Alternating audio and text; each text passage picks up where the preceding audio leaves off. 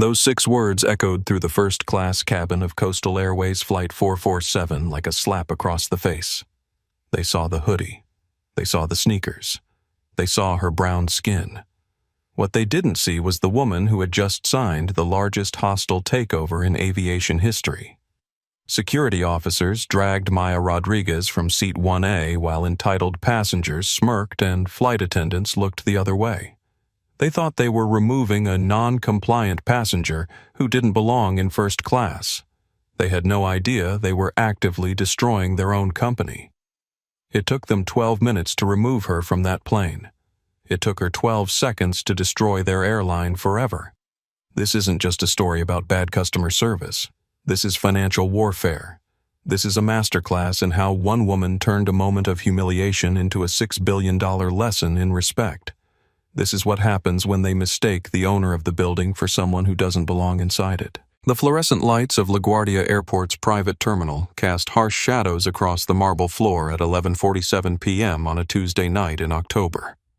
Storm clouds had grounded flights for hours, creating a powder keg of frustrated passengers and overwhelmed staff. But for Maya Rodriguez, exhausted after 72 hours of negotiations in Boston, the weather delay was just another obstacle between her and home. She had no idea that in the next hour she would become the most powerful woman those people had ever tried to humiliate. She had no idea that their bias would cost them everything. Because when you bet against someone, you better make sure they don't own the casino. Before we dive into this story of justice served ice cold, tell me, where are you watching from? Drop your city in the comments below. I want to hear from you.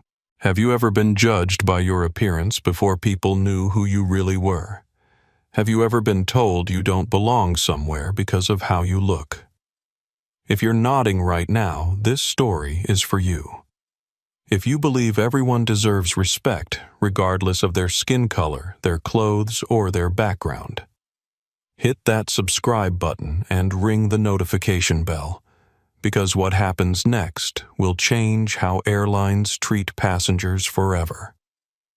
And if you've ever been underestimated, overlooked, or dismissed, stay with me, because Maya Rodriguez is about to show the world what quiet power looks like when it finally decides to speak. The woman walking through LaGuardia's private terminal looked like a tired graduate student heading home after finals. Her Brunello Cucinelli cashmere hoodie was wrinkled from 3 days of wear. Her vintage Air Jordan sneakers had seen better years. Her hair was pulled back in a simple ponytail. No makeup, no jewelry visible except for the watch she wore face down against her wrist. To the untrained eye, Maya Rodriguez looked like someone who might be flying on miles. Maybe someone who had gotten lucky with an upgrade. She moved with quiet confidence through the nearly empty terminal, pulling a modest black carry-on behind her.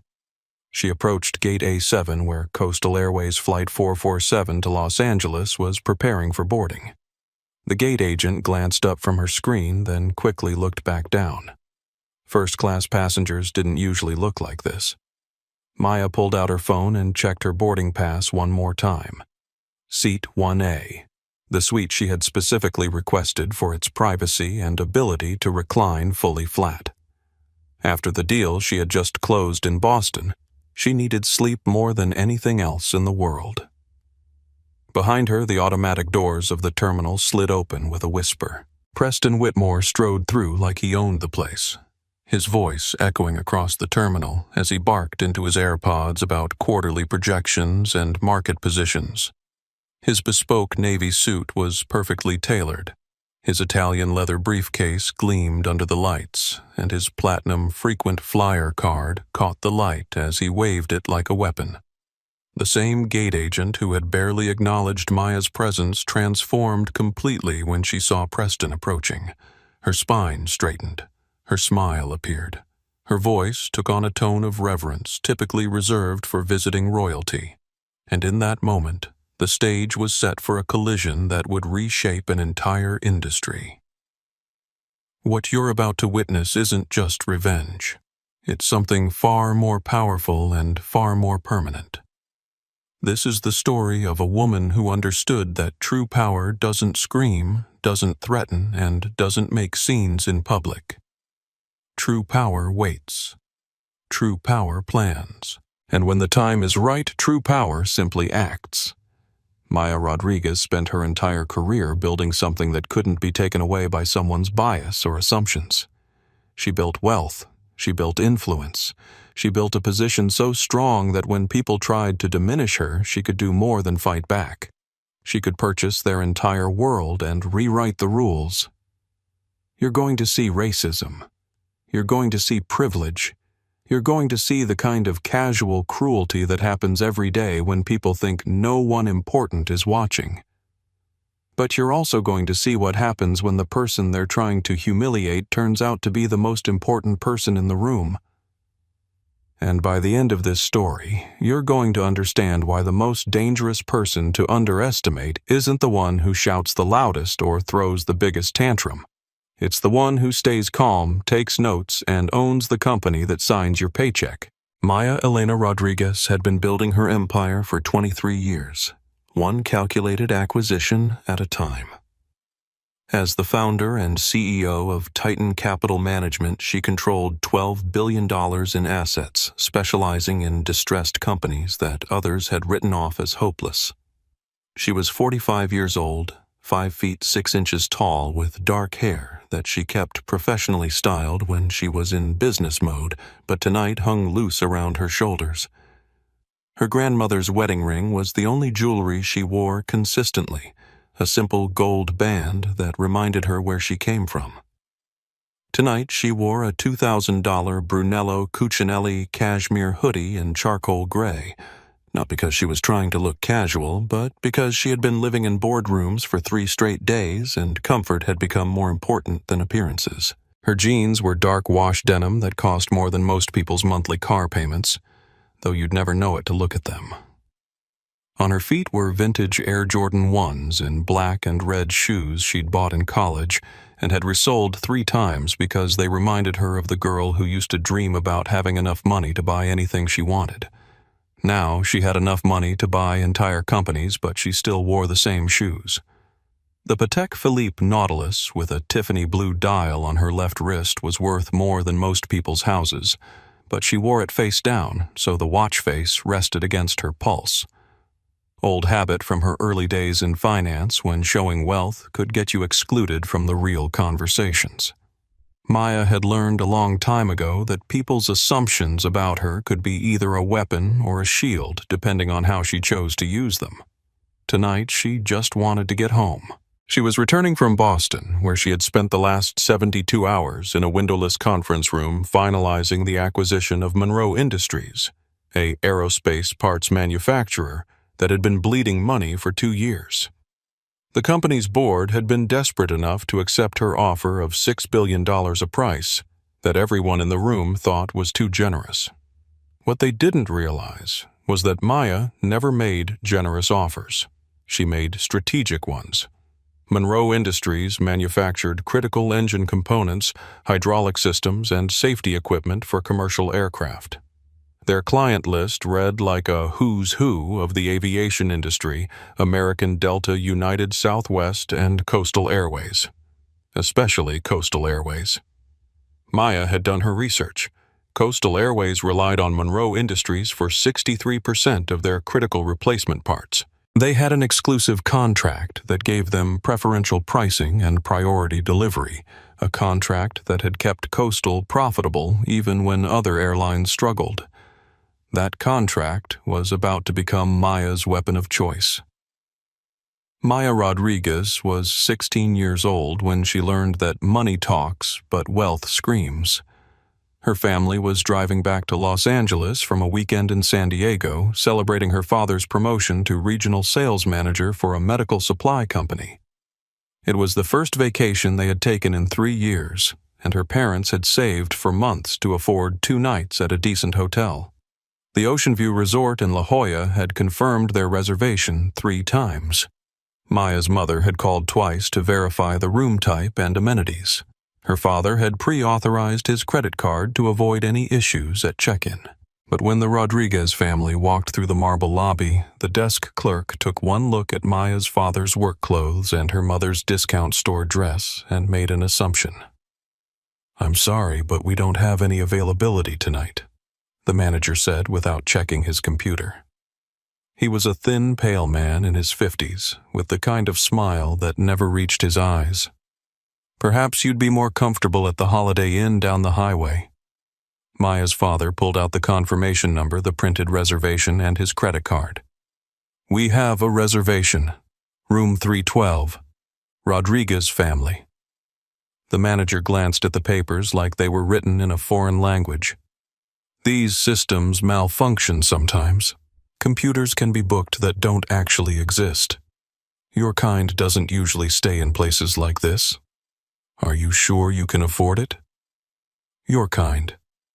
Maya felt something cold settle in her stomach. Around them, white families checked in without question. Their reservations were honored. Their credit cards were accepted. Their presence was welcomed. But her family, despite having a confirmed reservation and money in the bank, was being turned away. Her father didn't argue. He didn't make a scene. He calmly pulled out his wallet and counted out $750 in cash. This should cover the entire stay plus incidentals. The manager's expression changed when he saw the money. Cash was harder to dismiss than a credit card. Cash was proof. They got their room. But Maya never forgot the lesson. Money gave you access, but only if people believed you had the right to spend it. Respect wasn't earned through achievement or character. It was purchased through the visible symbols of wealth that people recognized and feared. That night, 16-year-old Maya Rodriguez made herself a promise. She would never again be in a position where someone could question whether she belonged somewhere because of how she looked. She would become so wealthy, so powerful, so undeniably successful that the question would never arise again. And if it did, she would have the resources to make sure the person asking regretted it for the rest of their career. 29 years later, sitting in seat 1A of a flight where she was about to be humiliated for the same reason her family had been turned away from that hotel, Maya was about to keep that promise in spectacular fashion. The Monroe Industries acquisition had been Maya's primary focus for 8 months. The company was hemorrhaging money, but their intellectual property and manufacturing capabilities were worth far more than their current market value. More importantly, their client relationships were worth their weight in platinum. Maya had flown to Boston on Sunday morning with a team of lawyers, accountants, and industry specialists. The negotiations had been brutal. Monroe's board was divided between members who wanted to accept Maya's offer and others who believed they could find a better deal elsewhere. By Tuesday afternoon, Maya was running on 4 hours of sleep and endless cups of coffee. She had been wearing the same hoodie for 3 days, changing only her jeans and undergarments each morning. Her usual business attire was hanging in her hotel room, but she hadn't had time to change before rushing to catch the last flight to Los Angeles. The final breakthrough had come at 6 p.m., when Monroe's largest creditor had threatened to call in their loans if the deal wasn't finalized by midnight. Maya had used the pressure to her advantage, holding firm on her original offer while watching the board members realize they had no other options. At 10:47 p.m., exactly 13 minutes before her flight was scheduled to board, Maya had signed the final documents that made her the majority owner of Monroe Industries. The acquisition gave Titan Capital Management control over the largest independent aerospace parts manufacturer in the United States. It also gave Maya leverage over every airline that depended on Monroe's products to keep their planes in the air. Her phone had been buzzing constantly during the cab ride to the airport.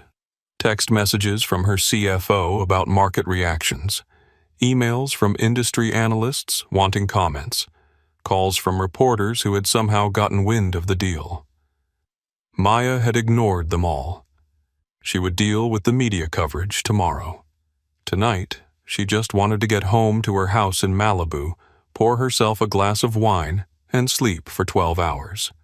She had no idea that she was about to become involved in a situation that would require every bit of power and influence she had spent her career building. But she was about to learn that all the money in the world couldn't protect you from other people's assumptions. It could only help you respond to them in ways that changed the world. Preston Whitmore III was everything that was wrong with inherited wealth and unearned confidence, rolled into a 6'2" package of Ivy League arrogance and old money entitlement. At 45, he managed a hedge fund with his name on the door that had been started with his grandfather's railroad fortune and sustained by his family's connections rather than his actual talent for investment. He had attended Phillips Exeter Academy, Yale University, and Harvard Business School, not because of his grades, but because 3 generations of Whitmores had attended before him. His bespoke navy suit was tailored by a shop on Savile Row in London that had been dressing his family for 60 years. His Italian leather briefcase contained documents from a deal he had just failed to close in Boston, a failure he was already spinning in his mind as someone else's fault. Preston flew first class on every airline and held platinum status with 4 different carriers. He treated flight attendants like servants, gate agents like obstacles, and fellow passengers like annoyances to be tolerated. He had never been denied anything in his life that his family's name or money couldn't purchase. He was returning from the same acquisition meeting that Maya had won. Preston's firm had been trying to purchase Monroe Industries for 6 months, seeing it as an opportunity to break the company apart and sell the pieces for a quick profit. He had been confident of success until a mysterious competitor had appeared with a superior offer. Preston had no idea that the woman in the hoodie sitting across from him at the gate was the same person who had just destroyed his deal and cost his investors $200 million in projected profits. Carmen Valdez was 32 years old and had been working for Coastal Airways for 8 years, long enough to recognize trouble when she saw it developing in her cabin. She had a nursing degree from UCLA that she had never used professionally because the money in commercial aviation was better than hospital work, at least for someone without connections in the medical field. Her plan was to save enough money to pay off her student loans and then transition to a career where she could help people instead of serving drinks at 30,000 feet. Carmen was 5 feet 4 inches tall, with dark hair that she kept pulled back in the tight bun required by company regulations. She had been born in East Los Angeles to parents who had immigrated from Mexico before she was born, and she spoke Spanish as fluently as English. She was smart enough to recognize bias when she saw it, and experienced enough to know that challenging authority could cost her job. But she was also moral enough to feel sick when she watched discrimination happen in front of her without speaking up. Tonight, Carmen was working as the senior flight attendant on Flight 447, responsible for first-class service and conflict resolution. She had already noticed the tension developing between Preston and Maya, and her instincts were telling her that the situation was about to get much worse. Jennifer Walsh was 48 years old and had been with Coastal Airways for 15 years, long enough to have developed strong opinions about who belonged in first class and who didn't. She lived in a suburban neighborhood outside Denver, where she had never had a meaningful conversation with a person of color, and her assumptions about people were based primarily on television and social media rather than actual experience. Jennifer considered herself a rule follower and a problem solver, but her definition of problems was heavily influenced by unconscious bias that she had never been forced to examine. She genuinely believed that she treated all passengers fairly, even as she consistently applied different standards based on appearance and assumptions about economic status. She was scheduled to retire in 2 years with a full pension, and she had no intention of doing anything that might jeopardize her benefits. In her mind, avoiding conflict meant supporting the passengers who seemed most likely to complain to management. Maria Santos, 28, was a travel blogger from Phoenix who specialized in documenting discrimination in the hospitality industry. She had built a following of 50,000 subscribers by exposing hotels, restaurants, and airlines that treated customers differently based on race or apparent economic status. David Kim, 35, was a tech executive from San Francisco who had built his career by avoiding controversy and keeping his head down. He had experienced his share of bias in the corporate world, but had learned to address it quietly rather than making public scenes. Rebecca Thompson, 67, was a retired elementary school teacher from Minneapolis who was slowly awakening to the reality of racism that she had been privileged enough to ignore for most of her life. James Rodriguez, 42, was an off-duty pilot for a competing airline who understood exactly how company policies were supposed to work and could recognize when they were being misapplied. Each of these passengers was about to become a witness to something that would change their understanding of power justice and the responsibility that comes with watching injustice unfold. The gate area for Coastal Airways Flight 447 was nearly empty at 11:42 p.m. Storm clouds had delayed the flight by 3 hours, and most passengers had found quiet corners where they could doze or work while waiting for the weather to clear.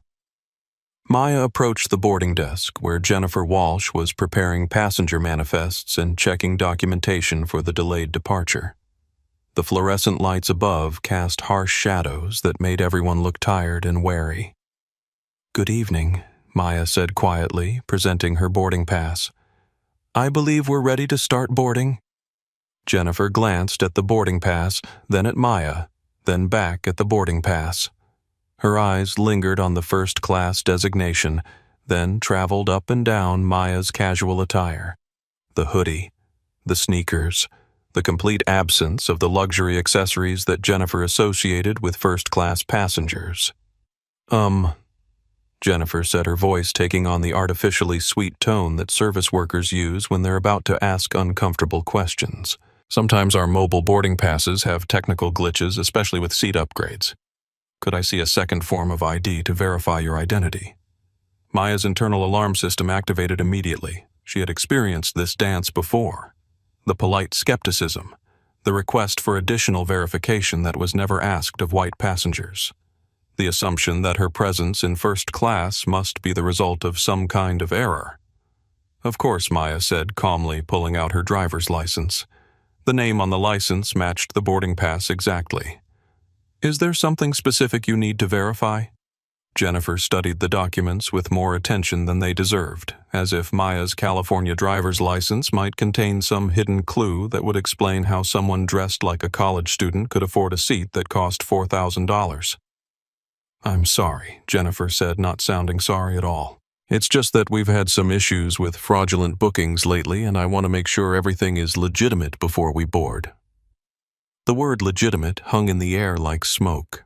Maya felt the familiar heat rising in her chest, the same feeling she had experienced in boardrooms when men questioned her expertise in restaurants, when servers assumed she couldn't afford the wine list in retail stores where security followed her more closely than other customers. But Maya had learned long ago that anger was a luxury she couldn't afford in situations like this. Anger made people dismiss you as emotional. Anger gave them permission to treat you like a problem instead of a person. So Maya smiled. It wasn't a warm smile or a friendly smile. It was the smile of someone who was taking mental notes and would remember this conversation long after Jennifer had forgotten it. "I understand your concern about fraud," Maya said, her voice dropping into the register she used during hostile business negotiations. "I paid cash for this ticket 2 weeks ago. The confirmation number is in your system. My identification matches the reservation exactly. Is there anything else you need to verify my legitimacy?" The emphasis she placed on the last word made it clear that she had caught Jennifer's coded language and was reflecting it back to her. Jennifer's cheeks flushed slightly as she realized that her bias had been recognized and called out, but she was too committed to her suspicion to back down gracefully. "I'm just following standard procedures," Jennifer said defensively. "I treat all passengers the same way." "Do you?" Maya asked quietly. "Because I've been watching you for the last 10 minutes and you didn't ask for additional identification from any of the other first-class passengers who checked in before me." Before Jennifer could respond, the automatic doors of the gate area burst open and Preston Whitmore strode through like he was making an entrance on a stage. His voice echoed across the nearly empty space as he spoke loudly into his AirPods about quarterly projections and market manipulation strategies. I don't care what the SEC filing says, Preston barked into his phone. Tell Morrison to liquidate the position before the announcement goes public. We'll make more on the short than we'll lose on the original investment. He approached the boarding desk with the confidence of someone who had never been questioned about his right to be anywhere.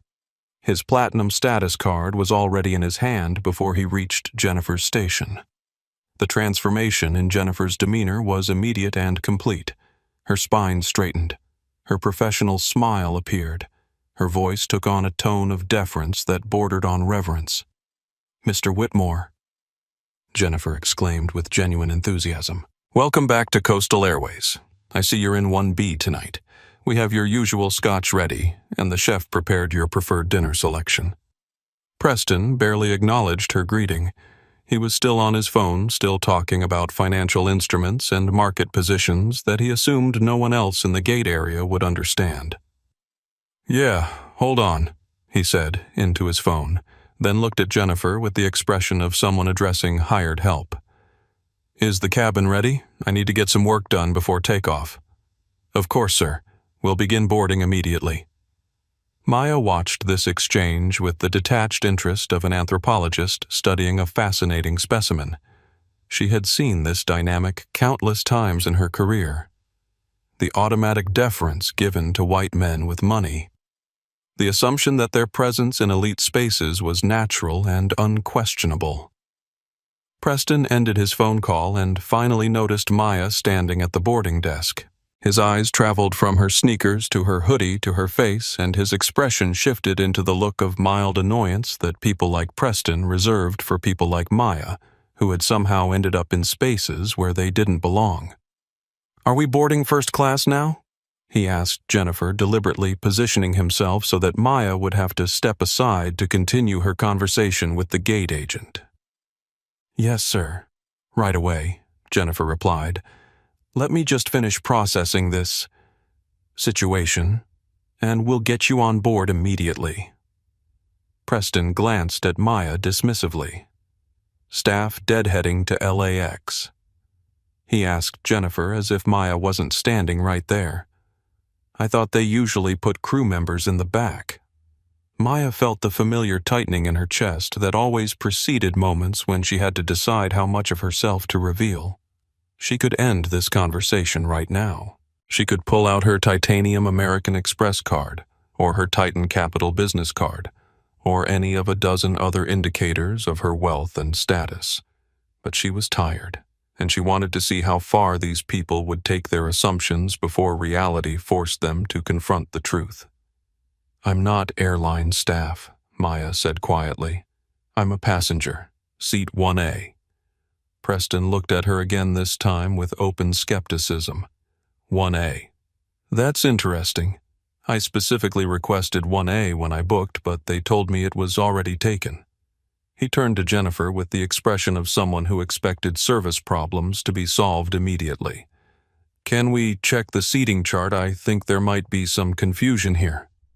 And with those words, Preston Whitmore had just opened the door to the most expensive mistake of his life. Jennifer's fingers flew across her computer keyboard as she pulled up the seating chart for Flight 447. Maya stood quietly to the side, watching the gate agent's face as the reality of the reservation became clear. "Mr. Whitmore," Jennifer said carefully, "it shows that seat 1A was booked 14 days ago and paid for in full. You're confirmed in seat 1B, which is also a premium suite with identical amenities." Preston's jaw tightened. He was accustomed to getting whatever he wanted through a combination of charm, intimidation, and the implicit threat of taking his business elsewhere. The concept of being told that something wasn't available to him was foreign and unwelcome.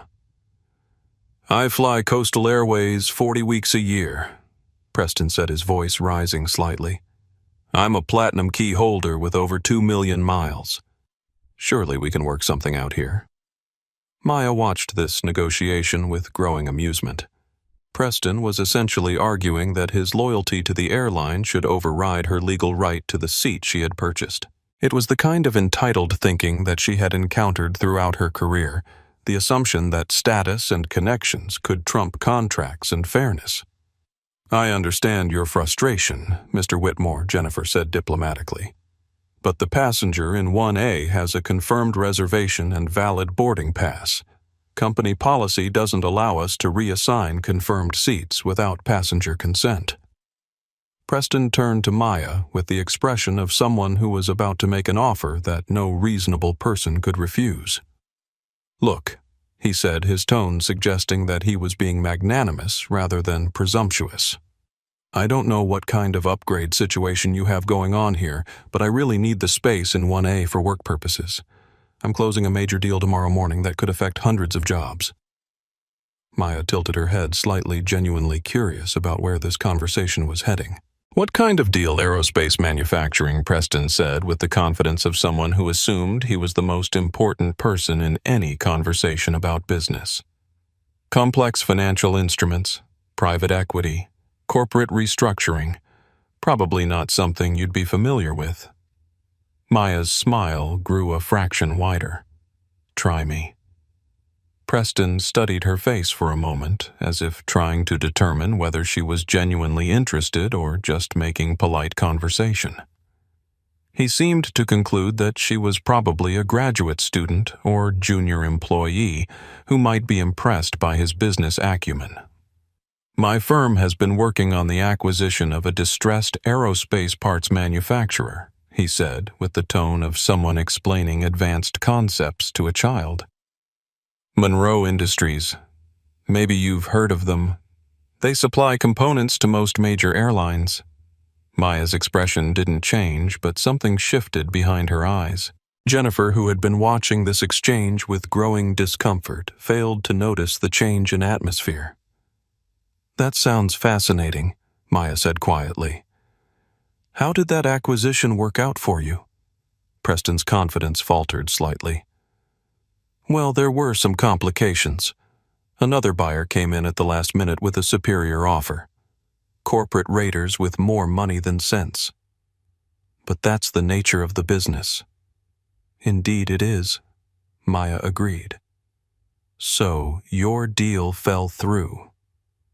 These things happen, Preston said dismissively, his ego apparently unable to admit direct failure. But I've got 3 other deals in the pipeline that are worth twice as much. You have to think big picture in this business. Maya nodded thoughtfully. Think big picture. That's excellent advice. Preston took her response as encouragement to continue. Which is why I really need the privacy and workspace that 1A provides. I'll be making calls throughout the flight to London and Hong Kong, coordinating with international partners. The extra space is essential for this level of business. He turned back to Jennifer with renewed confidence. Surely we can upgrade this young lady to business class. I'll personally cover any difference in fare. The condescension in his voice was unmistakable. He had decided that Maya was someone who could be bought off with a modest gesture, someone whose needs were less important than his own because his business was obviously more significant than whatever had brought her to Los Angeles. That's very generous, Maya said before Jennifer could respond. But I specifically booked 1A for the same reason you wanted. Privacy and space to work. Preston's expression hardened. The polite negotiation phase was apparently over. Work, he said with barely concealed skepticism. What kind of work do you do that requires first-class accommodations? The question hung in the air like a challenge. Maya could feel Jennifer's eyes on her, waiting for an answer that would determine whose side the gate agent would take in this dispute. Maya had reached another decision point. She could continue to let these people reveal their biases, or she could end this charade with a simple explanation of who she was and what she did for a living. She chose to let them dig their hole a little deeper. I work in finance, Maya said simply. Preston's laugh was sharp and dismissive. Finance is a broad category. Are you talking about bank telling, bookkeeping, administrative support? Each suggestion was more insulting than the last, and Maya realized that Preston wasn't just making assumptions about her economic status.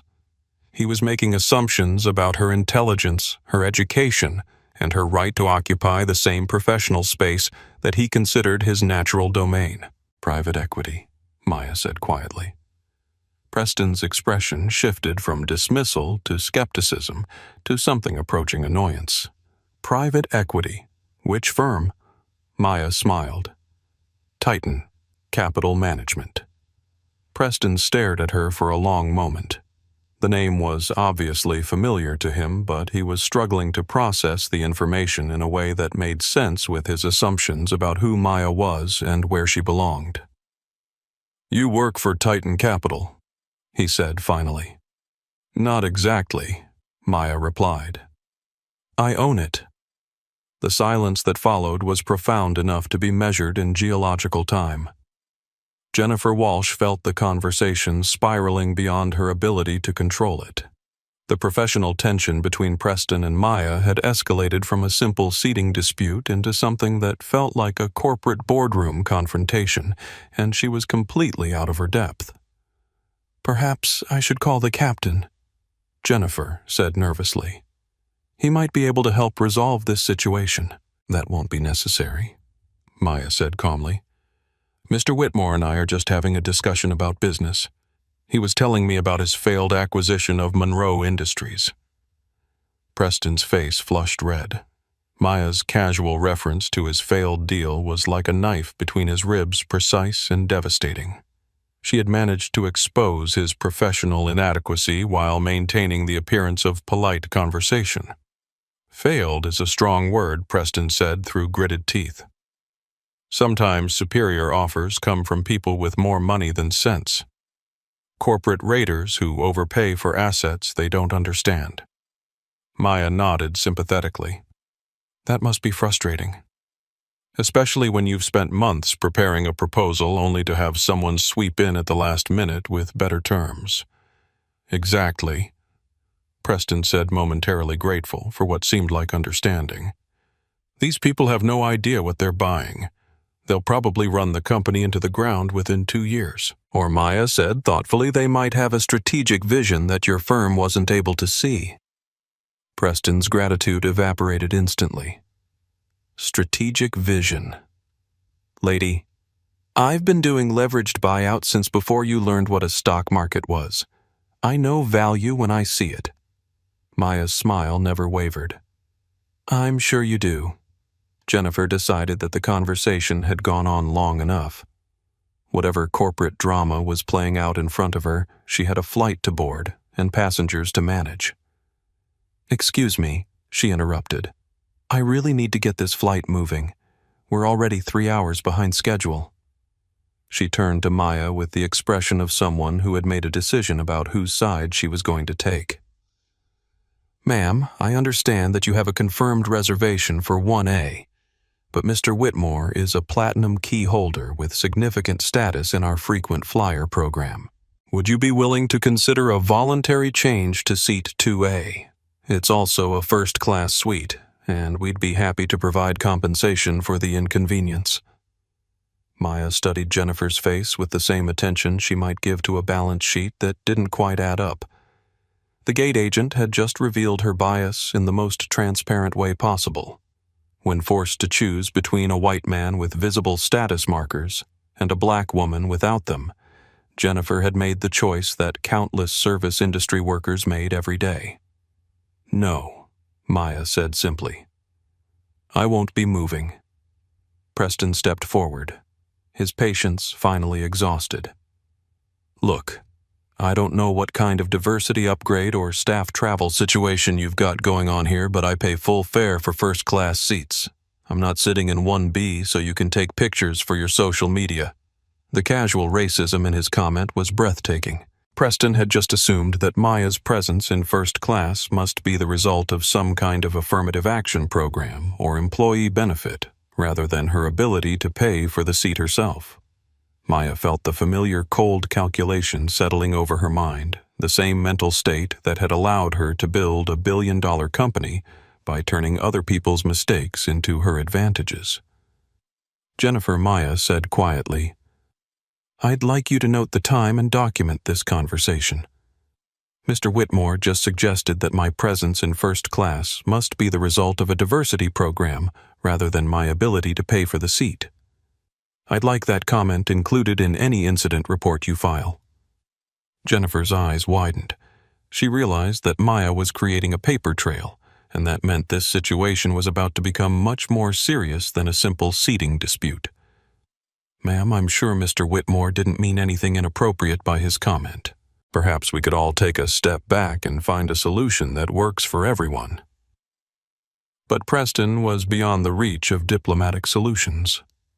Maya's request for documentation had triggered his fight-or-flight response, and Preston had never learned how to retreat gracefully from a confrontation.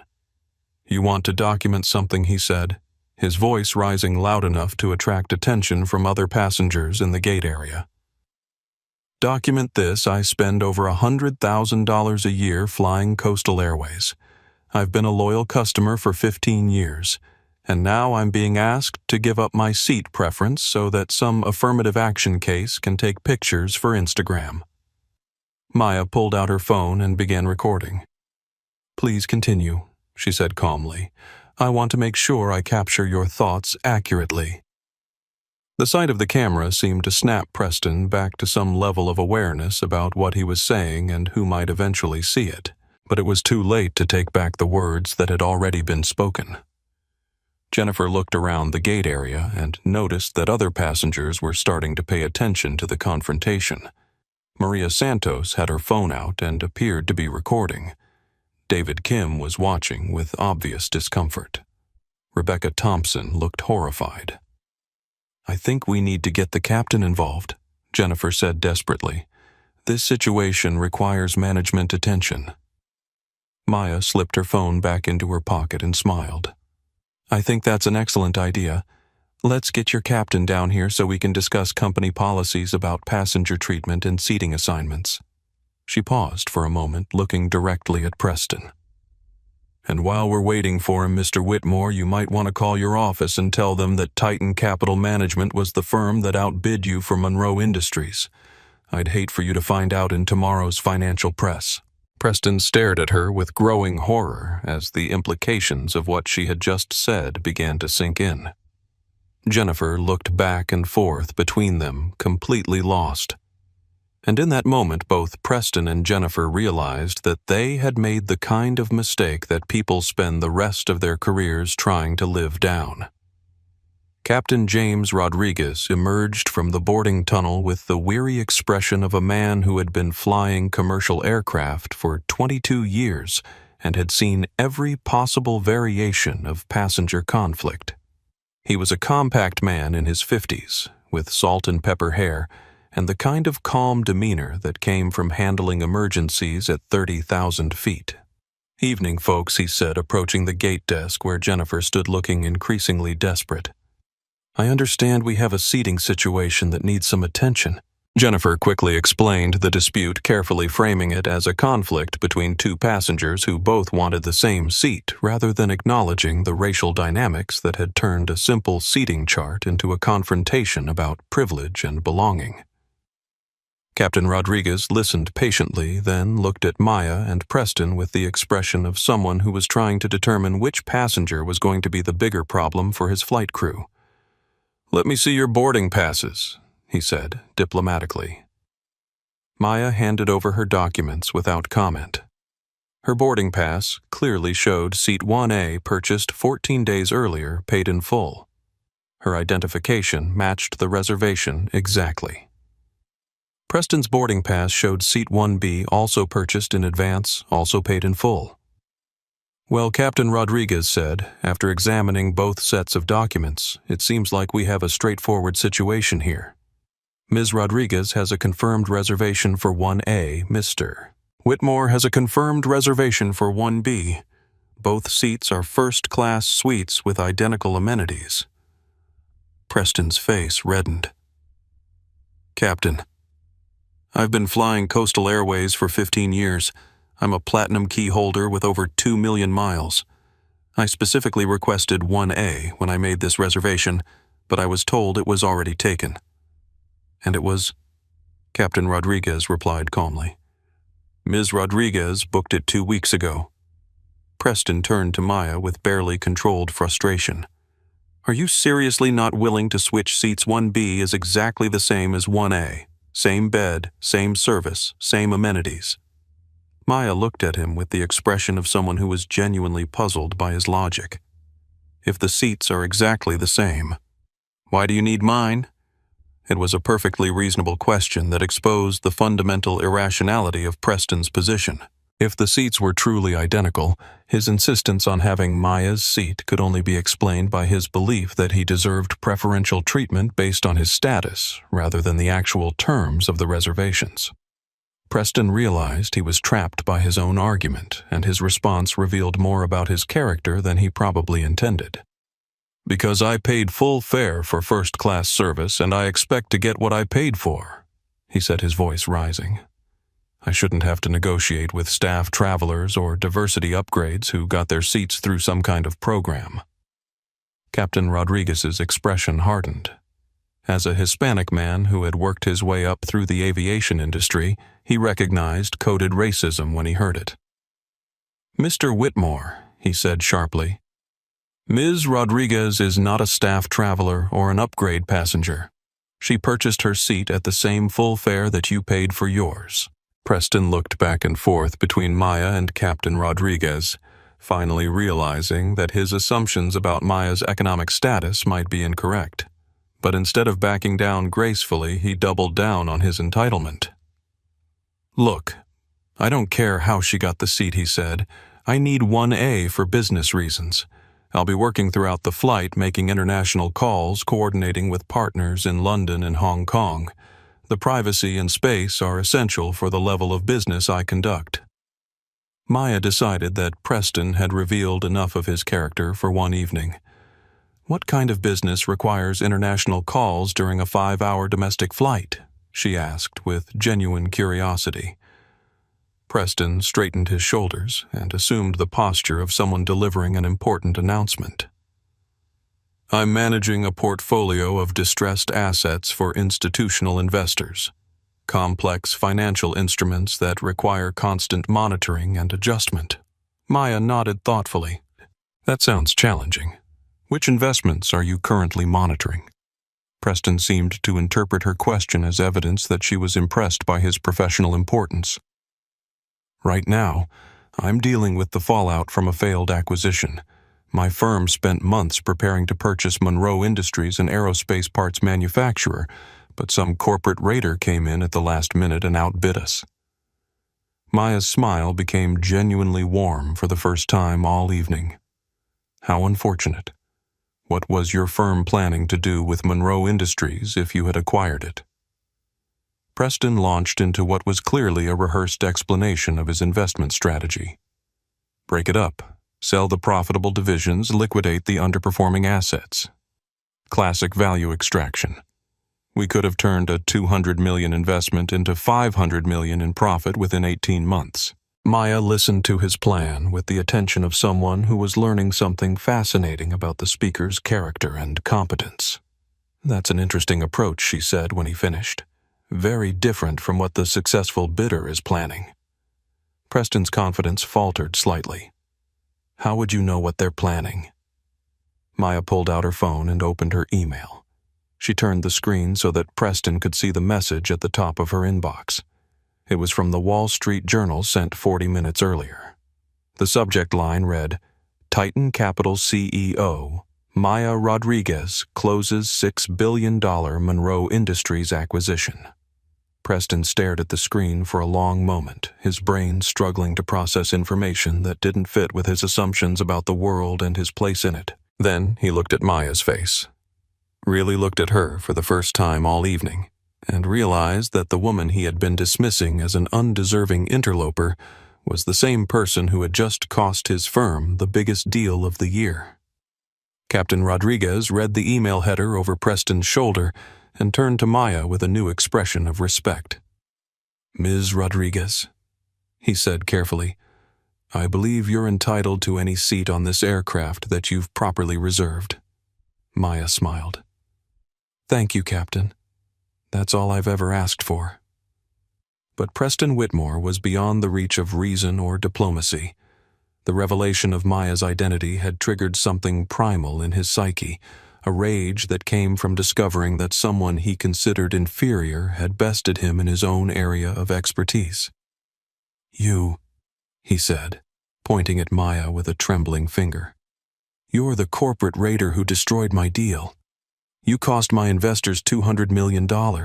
Maya's expression didn't change. "I offered a superior price for a company that your firm was planning to destroy. That's how capitalism works." Preston stepped closer to Maya, close enough that Captain Rodriguez moved between them.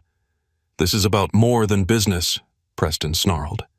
"This is about people like you thinking you can come into spaces where you don't belong, and take things that rightfully belong to people like me." And with those words, Preston Whitmore had just made the situation about race in the most explicit way possible. Maria Santos had been watching the confrontation at Gate A7 with the trained eye of someone who documented discrimination for a living. As a travel blogger who specialized in exposing bias in the hospitality industry, she had developed an instinct for recognizing when a situation was about to escalate beyond simple customer service issues into something that revealed deeper truths about power and prejudice. When Preston Whitmore made his comment about people like Maya not belonging in spaces meant for people like him, Maria knew she was witnessing exactly the kind of moment her followers needed to see. She opened her phone's video app and began recording. "I'm documenting what appears to be a serious incident of discrimination on Coastal Airways Flight 447. She said quietly into her phone's microphone. "A passenger is being confronted about her right to sit in a seat she purchased, and the language being used suggests this is about race rather than seating policies." Maria had 50,000 followers on her YouTube channel and another 30,000 across her social media platforms. Her audience trusted her to document these situations accurately and completely without sensationalism, but also without pulling punches when people revealed their true characters. David Kim noticed Maria recording and felt his stomach clench with the familiar anxiety that came from witnessing racism in public spaces. As a Korean-American tech executive, he had spent his career navigating situations where speaking up might cost him professionally, but staying silent made him complicit in injustice. He pulled out his own phone and began recording from a different angle. Rebecca Thompson, the retired elementary school teacher from Minneapolis, was watching the confrontation with growing horror. She had lived in predominantly white communities for most of her life and had rarely witnessed overt racism, but she was intelligent enough to recognize what she was seeing now. "This is terrible," she whispered to James Rodriguez, the off-duty pilot sitting next to her. "That man is being completely inappropriate." James nodded grimly. As a Hispanic pilot who had worked for 3 different airlines, he understood exactly how company policies were supposed to work in situations like this. What he was watching violated every rule about passenger treatment and conflict resolution. "The captain should end this immediately," James said quietly. "There's no policy that supports removing a passenger from a seat they legally purchased." But Captain Rodriguez was struggling with a situation that had moved beyond simple policy enforcement into something that required judgment about human character and institutional responsibility. Preston was still standing uncomfortably close to Maya. His finger pointed at her face, his voice raised loud enough to be heard throughout the gate area. "You people always play the victim card when you're caught somewhere you don't belong," he said, his professional mask completely gone now. "But I know what this is really about. This is about quotas and diversity initiatives and giving advantages to people who haven't earned them." Maya's response was calm and measured, which made the contrast with Preston's emotional outburst even more stark. "What advantages do you think I've been given, Mr. Whitmore?" Preston gestured broadly as if her presence itself was evidence of some kind of conspiracy. "Affirmative action admissions minority business loans, diversity hiring government contracts set aside for disadvantaged groups. The entire system is rigged to help people like you at the expense of people like me." Maya tilted her head, slightly, genuinely curious about his logic. You think I acquired Monroe Industries through affirmative action? Preston realized he was in danger of saying something that might expose him to legal liability, but his anger was beyond his ability to control rationally. I think the playing field isn't level, he said. I think there are advantages available to certain people that aren't available to everyone. Maya nodded thoughtfully. You're absolutely right about that. There are definitely advantages available to some people that others don't get to access. Preston seemed momentarily encouraged that she was agreeing with him. Exactly, he said. It's about fairness and merit and making sure that success is based on actual achievement rather than checking demographic boxes. Maya's smile was serene. Mr. Whitmore. Would you say that attending Phillips Exeter Academy was an advantage that was available to you because of merit, or because your grandfather's railroad fortune could afford the tuition? Preston's mouth opened and closed without producing sound. What about Yale University? Maya continued gently. Did you get accepted because of your test scores, or because 3 generations of Whitmores attended before you and your family donated enough money to get a building named after them? Maria adjusted her phone to make sure she was capturing Maya's questions clearly. This was turning into something much more sophisticated than the typical confrontation video. How about Harvard Business School? Maya asked. Pure merit, or did your family's connections in the financial industry help smooth the way Preston had gone completely pale? Maya's research into his background was uncomfortably thorough and devastatingly accurate. And your hedge fund, Maya said with the tone of someone asking about the weather. Did you start that with money you earned through your superior investment skills? Or did your grandfather's trust fund provide the initial capital? Captain Rodriguez watched this exchange with fascination.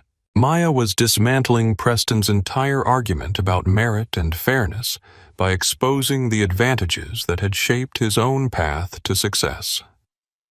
The difference between us, Mr. Whitmore, Maya said quietly, isn't that one of us received advantages and the other didn't. The difference is that your advantages were inherited and mine were earned. Preston finally found his voice, but what came out revealed more about his character than any amount of careful questioning could have. At least my advantages were legitimate, he snarled. At least they were based on my family's actual achievements rather than guilt and political correctness. The statement hung in the air like a toxic cloud. Preston had just argued that inherited wealth was more legitimate than personal achievement, and that Maya's success must be the result of guilt and political correctness rather than her own capabilities. Maria stopped recording for a moment to check her phone's storage space. She had a feeling this video was going to be longer than usual. Captain Rodriguez had reached the limit of his patience with Preston Whitmore's behavior.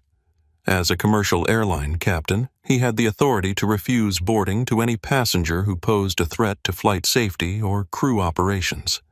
Racist outbursts definitely qualified as disruptive behavior. Mr. Whitmore, Captain Rodriguez said firmly, I'm going to need you to step back and lower your voice. Your behavior is becoming disruptive to other passengers and inappropriate for our gate area. But Preston was beyond the reach of reasonable authority. Maya's destruction of his worldview had triggered something primal and ugly, and he seemed incapable of controlling his response. Don't tell me about inappropriate behavior, Preston said, whirling to face the captain. I'm not the one playing the race card to get special treatment. I'm not the one taking seats away from people who actually deserve them. Captain Rodriguez felt his own temper beginning to rise. As a Hispanic man who had faced his share of discrimination in the aviation industry, he recognized the racist undertones in Preston's language. Mr. Whitmore, Ms. Rodriguez purchased her seat through the same process you used to purchase yours. She deserves exactly the same treatment that any other paying passenger receives. Preston's response revealed the depth of his entitlement and the extent of his delusion about how the world should work.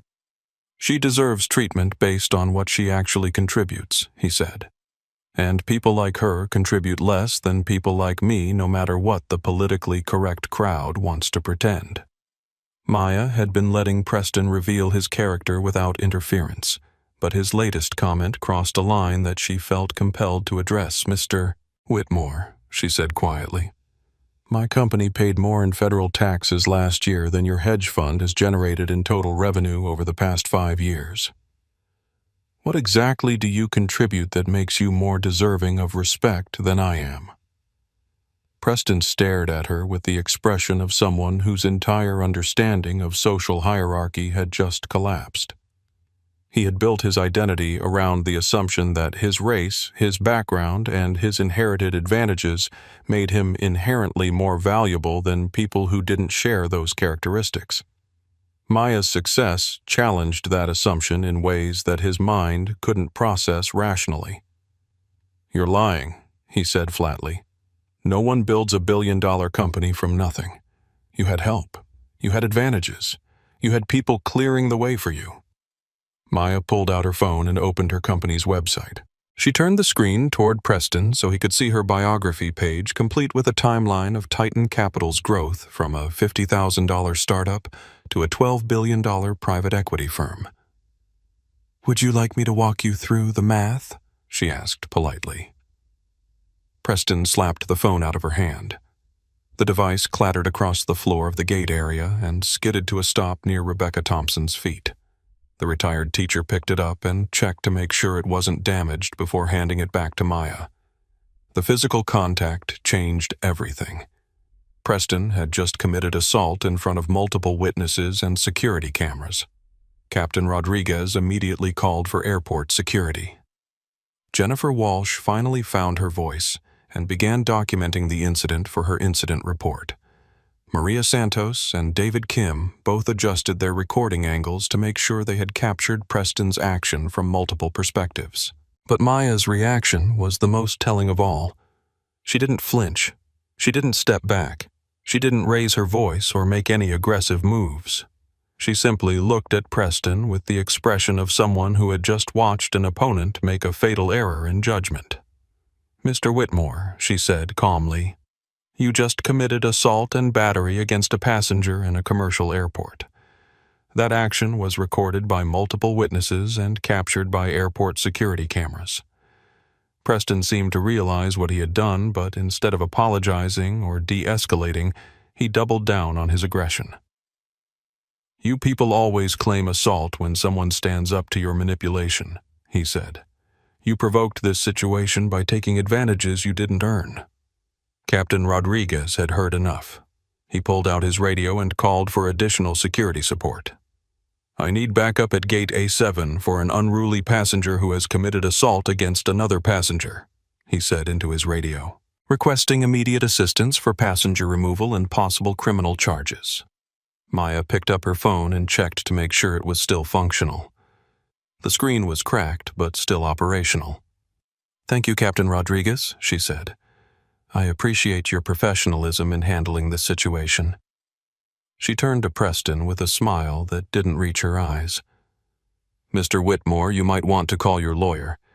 You're going to need legal representation for the assault charges, and you'll probably want advice about the civil lawsuit that I'll be filing tomorrow morning." Preston's face went from red to pale in the space of a heartbeat. The legal implications of his actions were finally penetrating his rage. "Civil lawsuit," Maya's smile widened. "Assault, battery, harassment, intentional infliction of emotional distress, and violation of my civil rights under federal anti-discrimination statutes. My legal team is very good at documenting patterns of racist behavior and translating them into monetary damages." She paused for a moment, considering something. "Of course, the civil suit will be the least of your problems if this video goes viral. Your professional reputation, your client relationships, your standing in the financial community, those might be harder to recover than any amount of money you end up owing me." Preston looked around the gate area and saw Maria Santos still recording David Kim, documenting everything from another angle, Rebecca Thompson looking at him with obvious disgust, and James Rodriguez shaking his head in professional disapproval. For the first time all evening, Preston Whitmore realized that he might have made a mistake that money and connections couldn't fix. 2 airport security officers arrived at Gate A7 within 3 minutes of Captain Rodriguez's call.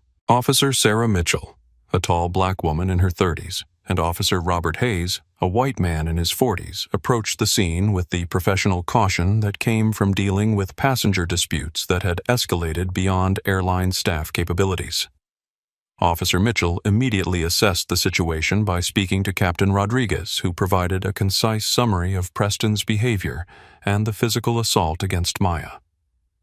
"We have multiple witnesses to the assault," Captain Rodriguez explained, "and at least 2 passengers recorded the entire incident. The victim has indicated that she intends to press charges." Officer Hayes approached Preston, who was still standing near Maya, but had finally backed away after realizing the legal implications of his actions. "Sir, I need you to step away from the other passenger and come with me," Officer Hayes said firmly but professionally. "We need to discuss what happened here tonight." Preston's entitlement hadn't completely disappeared, even in the face of criminal liability. "Officer, I think there's been a misunderstanding," he said, attempting to regain control of the narrative. "I'm a frequent traveler with this airline, and I was simply trying to resolve a seating dispute. This woman has been deliberately provocative, and she's trying to make this about race when it's really about airline policies." Officer Mitchell exchanged glances with her partner. They had both handled enough discrimination complaints to recognize the standard deflection strategy that people used when their bias was exposed publicly. "Sir, we'll need to hear your version of events," Officer Mitchell said diplomatically. "But first we need to separate you from the other passengers while we gather information." Maya approached Officer Mitchell with her driver's license and boarding pass. "Officer, I'd like to file formal charges against Mr. Whitmore for assault and battery. He deliberately knocked my phone out of my hand during a verbal confrontation, and the entire incident was recorded by multiple witnesses." Officer Mitchell examined Maya's identification and noted her calm, professional demeanor. In her experience, passengers who were lying or exaggerating usually showed signs of emotional distress or anger. Maya seemed composed and focused on the facts rather than her feelings. "Ma'am, can you walk me through exactly what happened?" Maya provided a chronological account of the evening's events, from Preston's initial assumption that she didn't belong in first class through his escalating racist comments to the physical assault. Her description was precise, factual, and completely consistent with what the officers could observe about the aftermath. Officer Hayes was taking Preston's statement 20 feet away, and even from a distance it was clear that Preston's version of events involved significantly more emotion and significantly less coherence than Maya's account. Maria Santos approached Officer Mitchell with her phone. "Excuse me, officer. I recorded the entire confrontation from the beginning. Would you like me to send you a copy of the video for your report?" Officer Mitchell nodded gratefully. "Video evidence made these cases much easier to document and prosecute. That would be very helpful. Could you also provide your contact information in case we need additional witness testimony?" David Kim also stepped forward with his phone. "I recorded from a different angle. I can provide that video as well, along with my witness statement." Rebecca Thompson and James Rodriguez also volunteered to provide witness statements supporting Maya's account of events. Officer Mitchell found herself in the unusual position of investigating an assault case where the evidence was overwhelming and the witnesses were eager to cooperate. Usually passenger disputes involved conflicting accounts and reluctant witnesses who didn't want to get involved. Maya's phone buzzed with a text message. She glanced at the screen and saw that her assistant had sent her a link to Twitter. Flight 447 discrimination incident was already trending.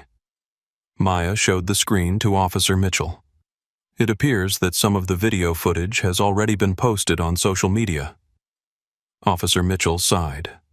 Social media had made her job both easier and more complicated. Viral videos provided excellent evidence for criminal cases, but they also created public pressure that could complicate investigations. She looked over at Preston, who was gesturing wildly while speaking to Officer Hayes. Preston seemed completely unaware that his behavior was being documented in real time and shared with thousands of people. "Ma'am," Officer Mitchell said to Maya, "would you be willing to come to the security office to complete your statement and review the video evidence?" We'll also need to process Mr. Whitmore and determine whether he'll be released pending charges or held until his arraignment. Maya nodded. Of course.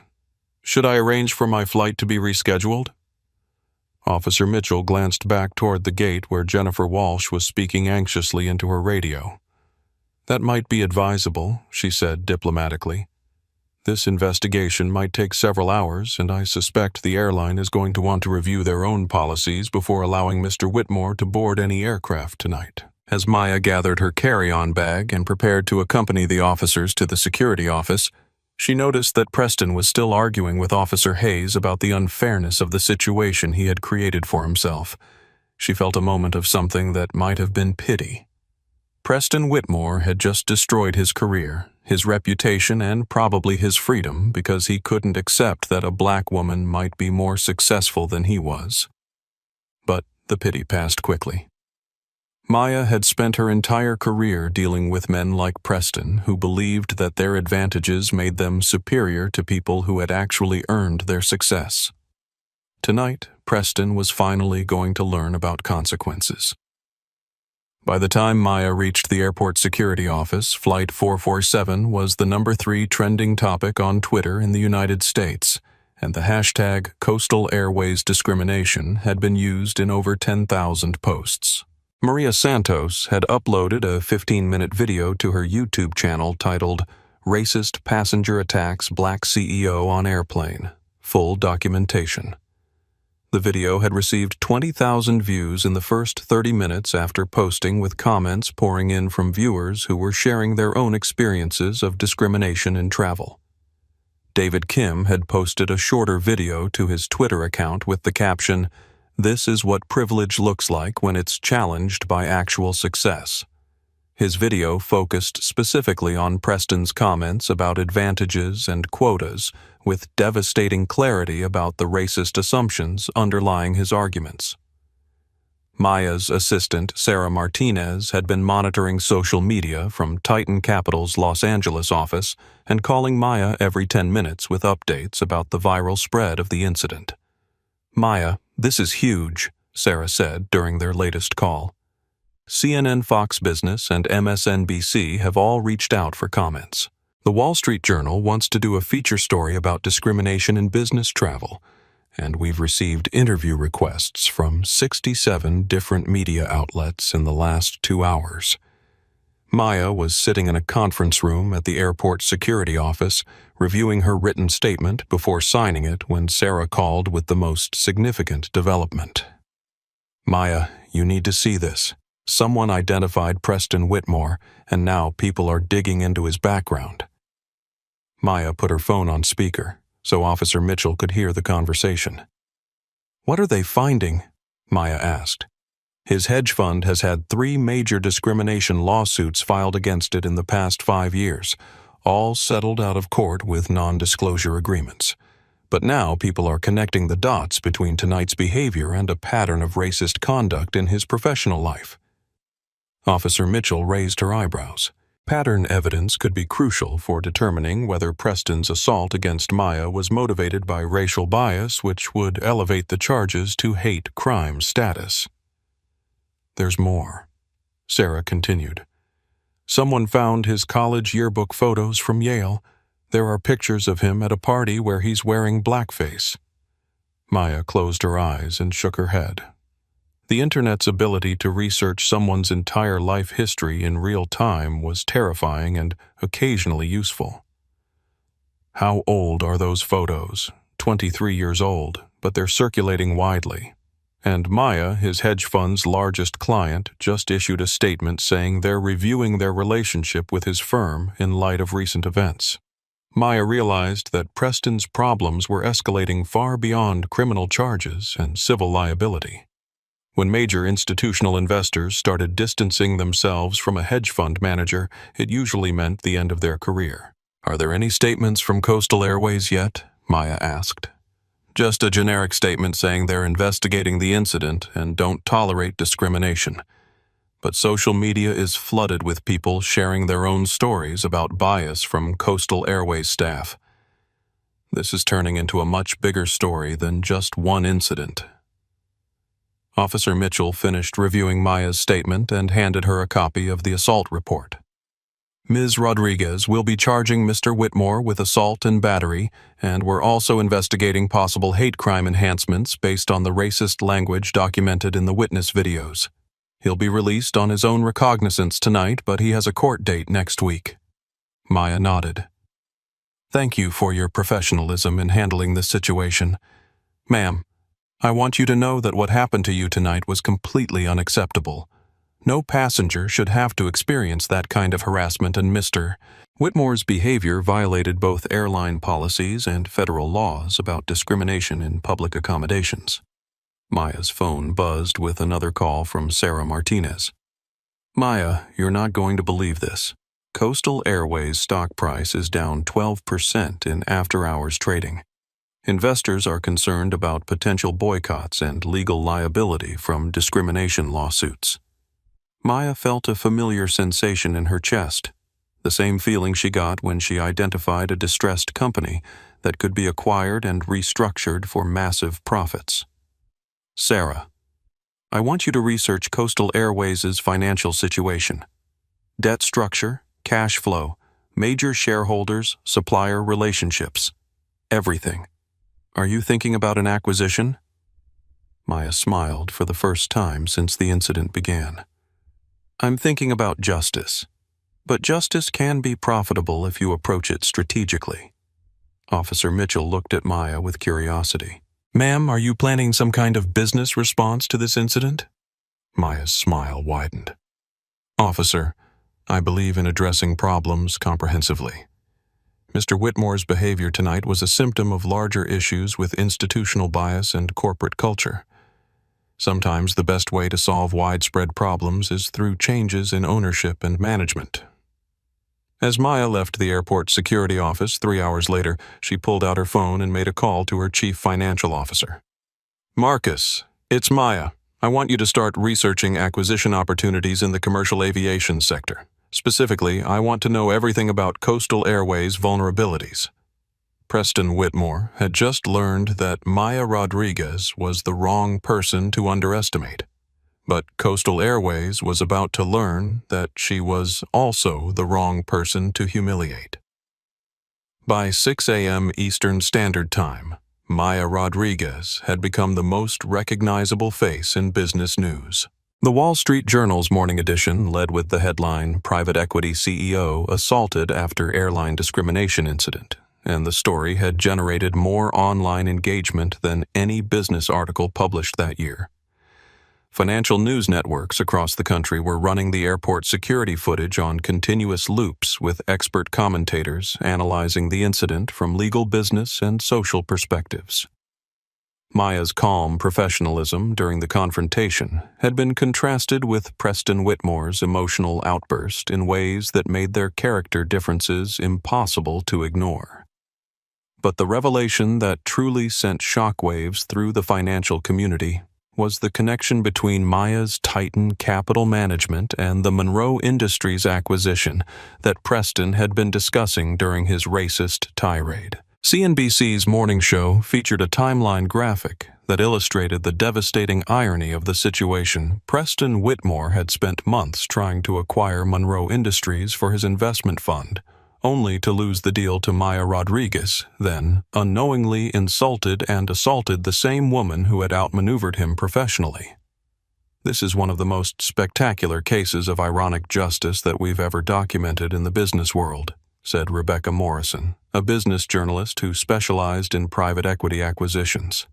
Preston Whitmore essentially destroyed his own career by attacking the person who had already demonstrated superior business acumen by beating him in a 9-figure acquisition battle.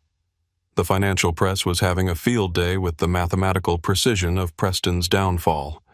His hedge fund, Whitmore Capital Strategies, had been managing $1.2 billion in assets before the incident. By Thursday morning, they had received withdrawal notices from institutional investors representing $800 million. Maya's assistant, Sarah Martinez, was fielding interview requests from every major business publication in the United States. Harvard Business School had called to request permission to develop a case study about the incident for their executive education programs. 3 different documentary filmmakers had submitted proposals for feature-length films about Maya's career, but Maya was more interested in the operational details that most media coverage was overlooking. Monroe Industries held exclusive supplier contracts with 17 different airlines, including Coastal Airways. Those contracts included pricing agreements, delivery schedules, and performance standards that gave Monroe significant leverage over airline operations. Coastal Airways was particularly dependent on Monroe for engine components and hydraulic systems that were critical for flight safety. The exclusive contract gave them preferential pricing and priority delivery advantages that had helped them compete with larger airlines despite their smaller size. That contract had just become Maya's most powerful weapon. Maya was reviewing Monroe's supplier agreements in her hotel room at the LAX Marriott when her phone rang.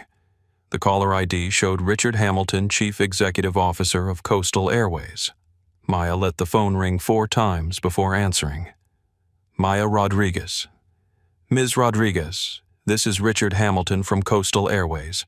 I'm calling to personally apologize for the completely unacceptable treatment you received from our staff last night. Hamilton's voice carried the practiced tone of a corporate executive who had been coached by crisis management consultants on how to handle public relations disasters. I appreciate your call, Mr. Hamilton, Maya said neutrally. I want to assure you that the behavior you experienced does not represent our company's values or policies. We are conducting a comprehensive investigation into the incident, and we will take appropriate action to ensure that nothing like this ever happens again. Maya understood that Hamilton was reading from a script designed to minimize legal liability while expressing concern for her welfare. It was the kind of carefully worded apology that corporate lawyers wrote to sound sincere without admitting fault. Mr. Hamilton, what specific actions is Coastal Airways taking to address the institutional problems that allowed this incident to occur? Hamilton paused, apparently not expecting such a direct question about company policies. Well, we're reviewing our customer service training programs, and we'll be implementing additional training for all passenger-facing staff members. Maya nodded, though Hamilton couldn't see her. Training is certainly important, but I'm more interested in accountability measures and structural changes that address the underlying issues. Of course, Hamilton said, though his tone suggested he wasn't entirely sure what structural changes Maya might be referring to. We're committed to making whatever changes are necessary to prevent future incidents. Maya decided to test Hamilton's commitment to accountability. Mr. Hamilton will. Jennifer Walsh, the gate agent who participated in the discrimination against me, face any consequences for her actions. Another pause. We're still investigating the specific circumstances, but any employee who violated company policies will face appropriate disciplinary action. Maya understood that Hamilton was avoiding any commitment to specific consequences, probably because Coastal Airways was more concerned about wrongful termination lawsuits than they were about addressing discrimination. I see, Maya said. And what about the institutional culture that created an environment where Ms. Walsh felt comfortable making discriminatory assumptions about passengers based on their race and appearance? Hamilton's discomfort was becoming audible. Ms. Rodriguez.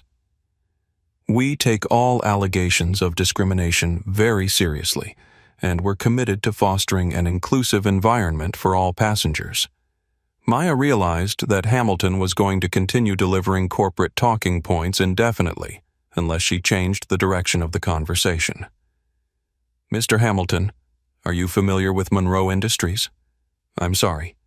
Monroe Industries. The aerospace parts manufacturer. They supply critical components for your aircraft fleet. Hamilton's voice changed slightly, taking on the tone of someone who was no longer reading from a script. Yes, Monroe is one of our key suppliers. They provide engine components and hydraulic systems under an exclusive contract. Maya smiled. That's correct. And as of yesterday afternoon, I'm the majority owner of Monroe Industries. The silence that followed was profound enough to be measured in geological time. Maya ended her call with Richard Hamilton and immediately contacted her executive team for an emergency strategy meeting. Within 2 hours, the senior leadership of Titan Capital Management had assembled in the conference room of their Century City offices, ready to discuss what Maya was already thinking of as the Coastal Airways acquisition. Sarah Martinez, chief legal counsel, had spent the morning reviewing Coastal Airways' corporate structure debt obligations and regulatory relationships. Her preliminary research suggested that the airline was more vulnerable to a hostile takeover than most people realized. Maya Coastal Airways has been struggling financially for the past 3 years, Sarah reported. Their debt-to-equity ratio is concerning their cash flow is inconsistent, and they've been burning through credit lines to fund operations. They're not in immediate danger of bankruptcy, but they're definitely not in a position to weather any major disruptions to their business model. Marcus Chen, chief financial officer, had been analyzing Coastal Airways' stock performance and institutional investor relationships. His findings were equally encouraging from an acquisition perspective. The company's market capitalization is currently $2.8 billion, but that's down 37% from their peak value 2 years ago. Their largest institutional shareholders are pension funds and index funds that would probably welcome a buyout offer at a reasonable premium. Maya nodded thoughtfully. What about their supplier relationships? How dependent are they on Monroe Industries, specifically David Park, Director of Operations Research, had been reviewing the exclusive supplier contract between Monroe and Coastal Airways since Maya first mentioned it. Maya, this contract is remarkable in its scope and specificity. Monroe supplies 63% of Coastal Airways' critical replacement parts, including engine components that are essential for flight safety. The contract gives Coastal Airways preferential pricing and guaranteed delivery schedules that their competitors don't have access to. Sarah leaned forward with interest. What happens if that contract is terminated or modified? David consulted his notes.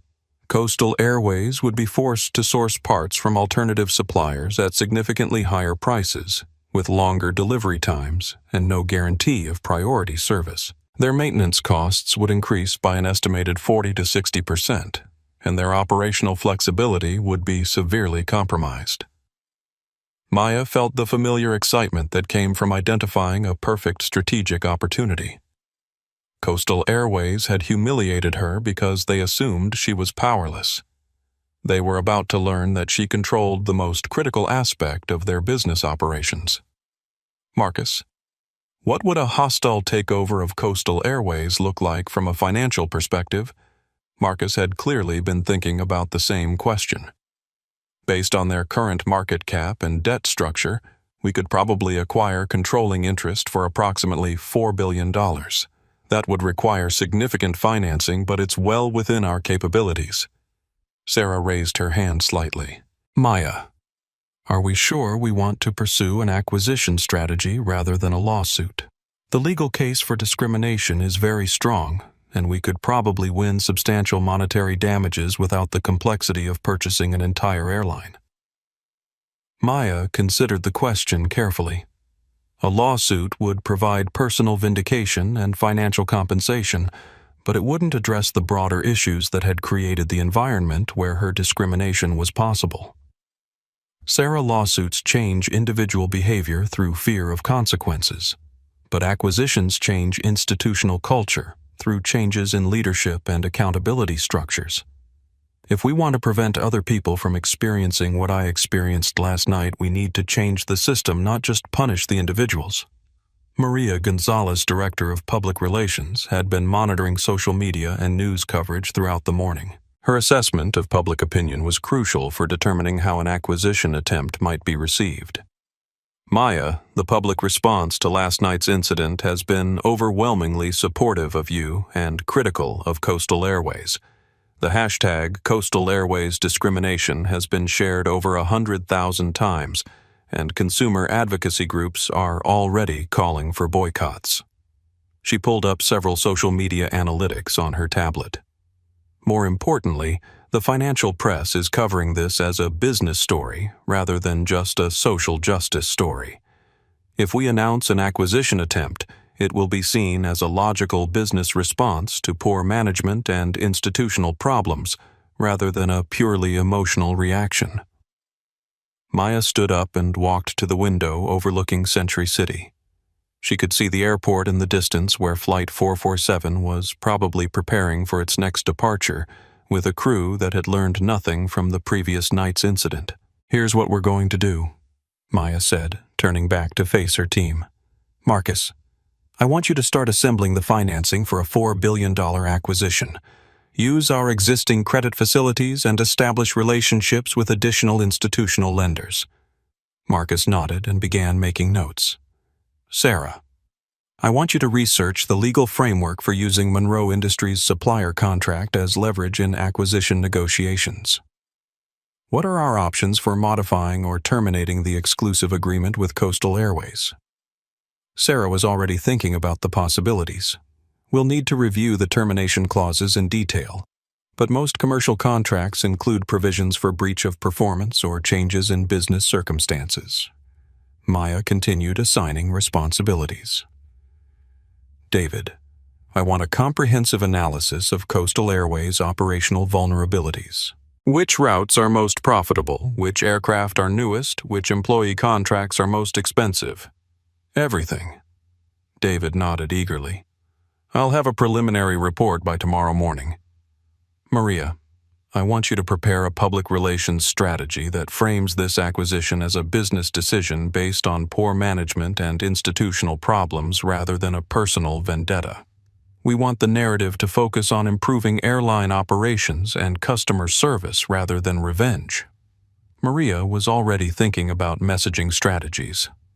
"Maya, we should emphasize your track record of acquiring distressed companies and improving their performance. Position this as another example of Titan Capital's expertise in fixing broken organizations." Maya smiled. "Exactly. Preston Whitmore and Jennifer Walsh created this situation by assuming I was powerless. Now we're going to demonstrate what actual power looks like when it's applied strategically." She looked around the room at her team, each of them energized by the challenge of a complex acquisition in an industry where Titan Capital had never operated before. "One more thing," Maya said. "I want this acquisition completed within 60 days. Coastal Airways is going to learn that discrimination isn't just morally wrong, it's also very expensive." At 9:00 a.m. Pacific Time on Thursday morning, exactly 10 hours after Preston Whitmore had slapped Maya's phone out of her hand, Maya Rodriguez authorized the first strategic strike in what would become known in business schools as the most comprehensive corporate response to discrimination in modern history. The weapon was elegantly simple. Maya instructed Monroe Industries' legal team to conduct a comprehensive review of all supplier contracts with Coastal Airways, with particular attention to performance standards, quality control requirements, and grounds for contract modification or termination. What they found was exactly what Maya had hoped for. The exclusive supplier agreement between Monroe Industries and Coastal Airways contained a section that had been largely ignored by previous management. A business reputation clause that allowed Monroe to terminate the contract if Coastal Airways engaged in conduct that was materially harmful to Monroe Industries' business reputation or contrary to Monroe Industries' corporate values. Maya's legal team determined that Coastal Airways' discriminatory treatment of Maya, combined with the viral video footage that had associated the airline with racist behavior, constituted conduct that was materially harmful to Monroe Industries' business reputation. At 10:30 a.m., Monroe Industries' chief legal counsel delivered a formal letter to Coastal Airways' corporate headquarters in Denver. The letter informed Coastal Airways that Monroe Industries was invoking the business reputation clause and providing them with 72 hours to cure the breach by implementing comprehensive reforms to eliminate discriminatory practices in customer service operations.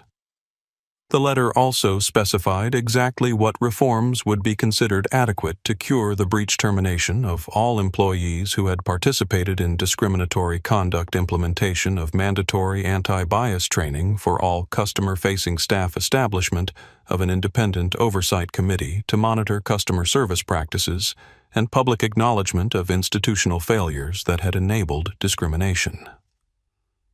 Coastal Airways executives received the letter at 11:15 a.m. and immediately understood the implications. Monroe Industries supplied critical engine components that Coastal Airways needed for flight safety. Without those parts, Coastal Airways would be forced to ground significant portions of their fleet within weeks. Richard Hamilton called an emergency meeting of Coastal Airways' executive team and their legal counsel. The agenda was simple: determine how to respond to Monroe Industries' ultimatum without admitting liability for discrimination or creating precedents that might encourage other suppliers to make similar demands. Hamilton's first instinct was to call Maya directly and negotiate some kind of compromise. But his legal team advised against any direct contact with Maya while she was threatening to file civil rights lawsuits against the company. His second instinct was to find alternative suppliers for the engine components that Monroe Industries provided. But his operations team reported that there were only 2 other manufacturers capable of producing the specific parts that Coastal Airways needed, and both had waiting lists that extended 6 to 8 months. Hamilton realized that Maya had placed Coastal Airways in an impossible situation. They couldn't afford to meet Monroe Industries' demands because doing so would constitute admission of liability for discrimination.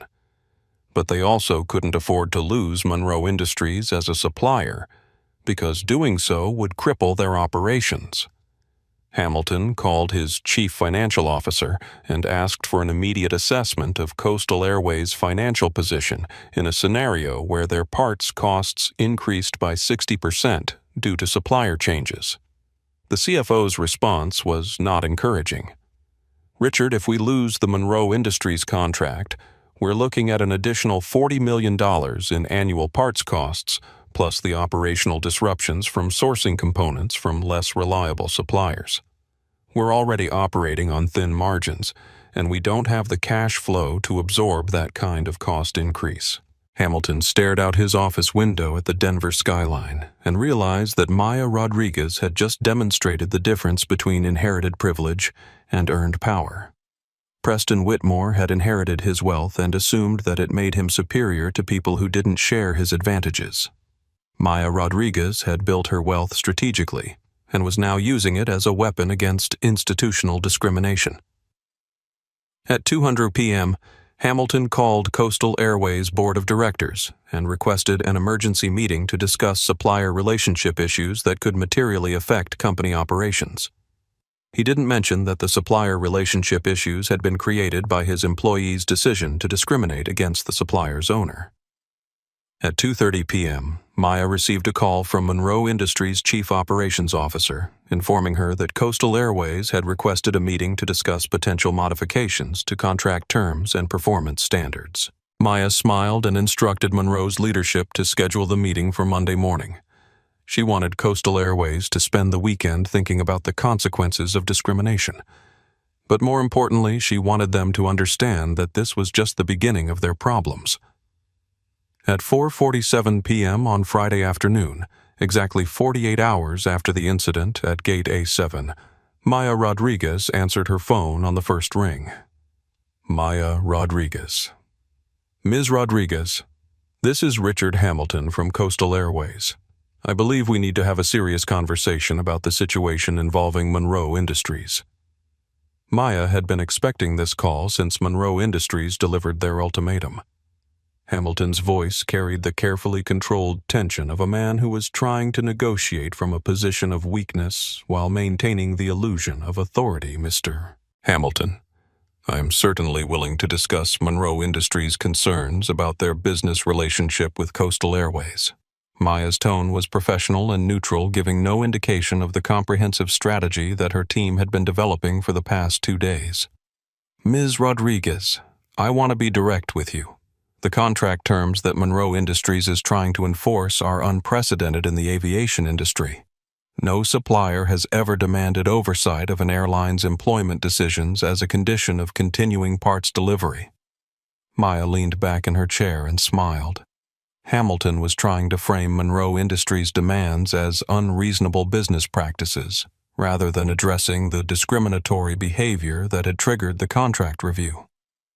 "Mr. Hamilton, the business reputation clause in your contract with Monroe Industries has been part of that agreement for 6 years. Your company's legal team reviewed and approved those terms when the contract was originally signed. Hamilton's pause suggested that he hadn't realized Maya was personally familiar with the contract details. Yes, well, we understood those terms to refer to criminal activity or major financial scandals, not isolated customer service incidents. Maya's voice sharpened slightly. Mr. Hamilton, are you characterizing the racist assault against me as an isolated customer service incident? Another pause longer this time. Hamilton realized that he had just minimized a hate crime in front of a witness who was almost certainly recording their conversation. Of course not, Ms. Rodriguez. What happened to you was completely unacceptable, and we've already taken steps to address the individuals involved. Maya decided to test Hamilton's definition of steps to address. What specific actions has Coastal Airways taken regarding Jennifer Walsh, the gate agent who participated in the discrimination against me? Hamilton's discomfort was audible. Ms. Walsh has been placed on administrative leave pending a comprehensive investigation of the incident. Maya understood that administrative leave pending investigation was corporate speak for waiting for public attention to die down before quietly reinstating the employee. I see. And what about the institutional policies that created an environment where Ms. Walsh felt comfortable making discriminatory assumptions about passengers? We're implementing additional training programs for all customer service staff. Maya nodded, though Hamilton couldn't see her. Training programs were the standard response that companies used to address discrimination complaints without actually changing their hiring practices or accountability structures. Mr. Hamilton, Monroe Industries' demands aren't about training programs. They're about fundamental changes in corporate culture and accountability that ensure discrimination doesn't happen again. Hamilton's voice took on a slightly pleading tone. Ms. Rodriguez, surely we can find a middle ground here. Coastal Airways is committed to treating all passengers fairly, and we're willing to make reasonable accommodations to address any concerns. Maya felt a familiar cold calculation settling over her mind. Hamilton was still trying to negotiate as if he had leverage in this situation. Mr. Hamilton, what do you know about my background? The change of subject seemed to confuse Hamilton. I know that you're a successful businesswoman who was treated inappropriately by our staff. Maya smiled.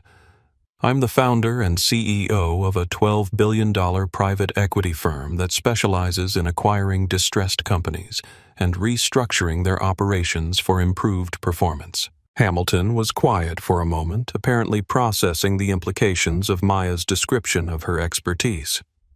Mr. Hamilton, your airline's market capitalization is currently $2.8 billion.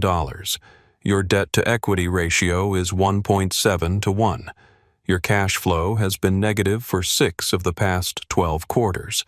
Your largest institutional shareholders are pension funds that would welcome a buyout offer at a reasonable premium. Maya paused to let Hamilton absorb the information. In other words, Mr. Hamilton Coastal Airways is exactly the kind of distressed company that Titan Capital Management acquires and restructures. Hamilton's voice was barely above a whisper. Ms. Rodriguez, are you threatening a hostile takeover? Maya's voice remained perfectly calm and professional. Mr. Hamilton, I'm simply observing that companies with poor management and institutional problems often become acquisition targets for firms like mine. She paused again, allowing Hamilton to imagine the implications. Of course, if Coastal Airways were to demonstrate genuine commitment to addressing its cultural problems and accountability failures, that might change the assessment of whether the company represents an attractive acquisition opportunity. Hamilton understood that Maya had just offered him a choice: implement comprehensive reforms to eliminate discrimination or face a hostile takeover that would replace his entire management team. Ms. Rodriguez, what specific reforms would Monroe Industries consider adequate to resolve this situation? Maya pulled out the list that her legal team had prepared. Termination of all employees who participated in discriminatory conduct. implementation of mandatory anti-bias training with measurable outcomes, establishment of an independent oversight committee with authority to investigate discrimination complaints, and public acknowledgement of the institutional failures that enabled this incident. Hamilton was quiet for a long time. Each of Maya's demands would require significant financial investment and create legal precedents that could expose Coastal Airways to additional liability. Ms. Rodriguez, some of those demands could expose the company to wrongful termination lawsuits and other legal risks. Maya's smile widened. Mr. Hamilton, discrimination lawsuits are much more expensive than wrongful termination lawsuits, and hostile takeovers are more expensive than both. Hamilton realized that Maya had just given him a mathematical analysis of his options, and every alternative to compliance with her demands involved higher costs and greater risks. How long do we have to consider these options? Maya glanced at her watch. Monroe Industries' ultimatum expires at 5:00 p.m. on Monday. After that, the exclusive supplier contract will be terminated and Coastal Airways will need to find alternative sources for critical engine components. She paused for effect.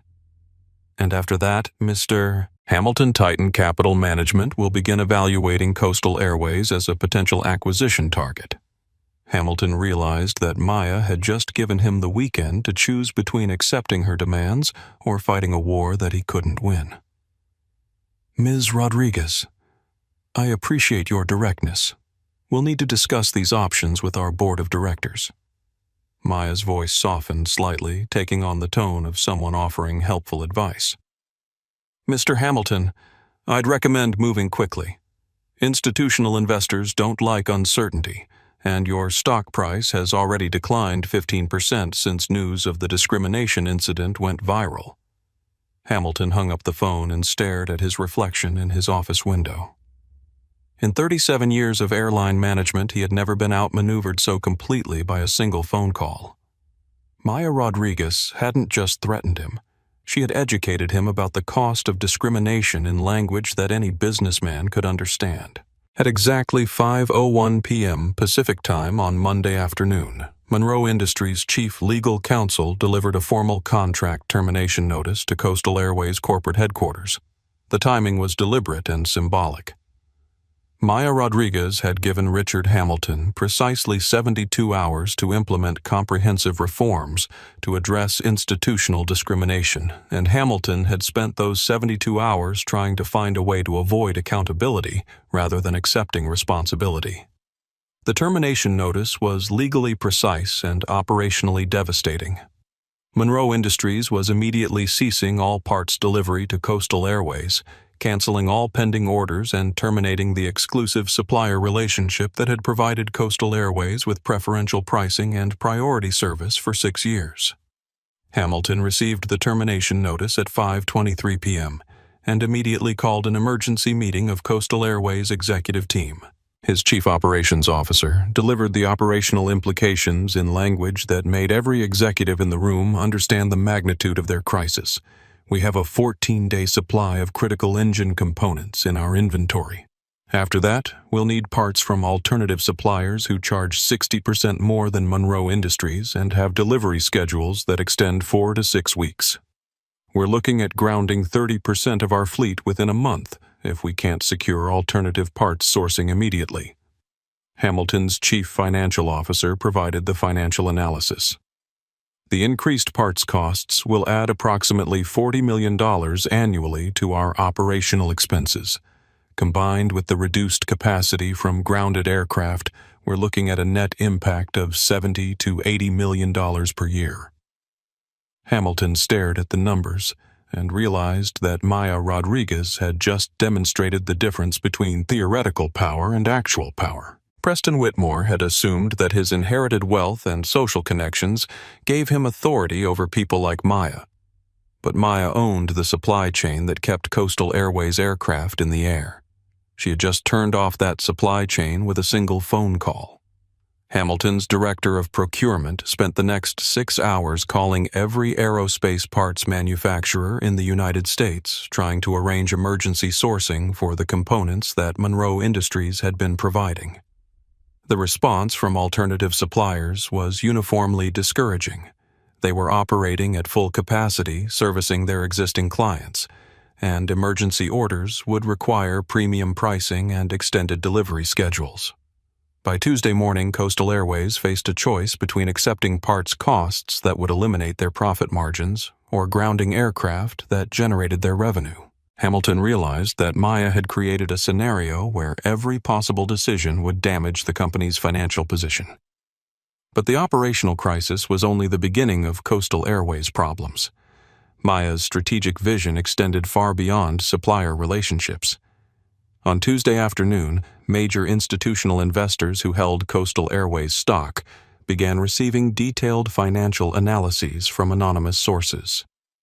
These analyses highlighted Coastal Airways' dependence on Monroe Industries, the financial implications of the contract termination, and the company's vulnerability to operational disruptions. The analyses were professionally prepared and mathematically precise, presenting Coastal Airways' situation as a case study in how poor management decisions could create existential threats to business operations. The discrimination incident was framed as evidence of institutional failures that posed ongoing risks to company reputation and financial performance. By Wednesday morning, Coastal Airways' stock price had dropped an additional 23%. And 3 major institutional shareholders had issued public statements expressing concern about the company's operational vulnerabilities and management accountability issues.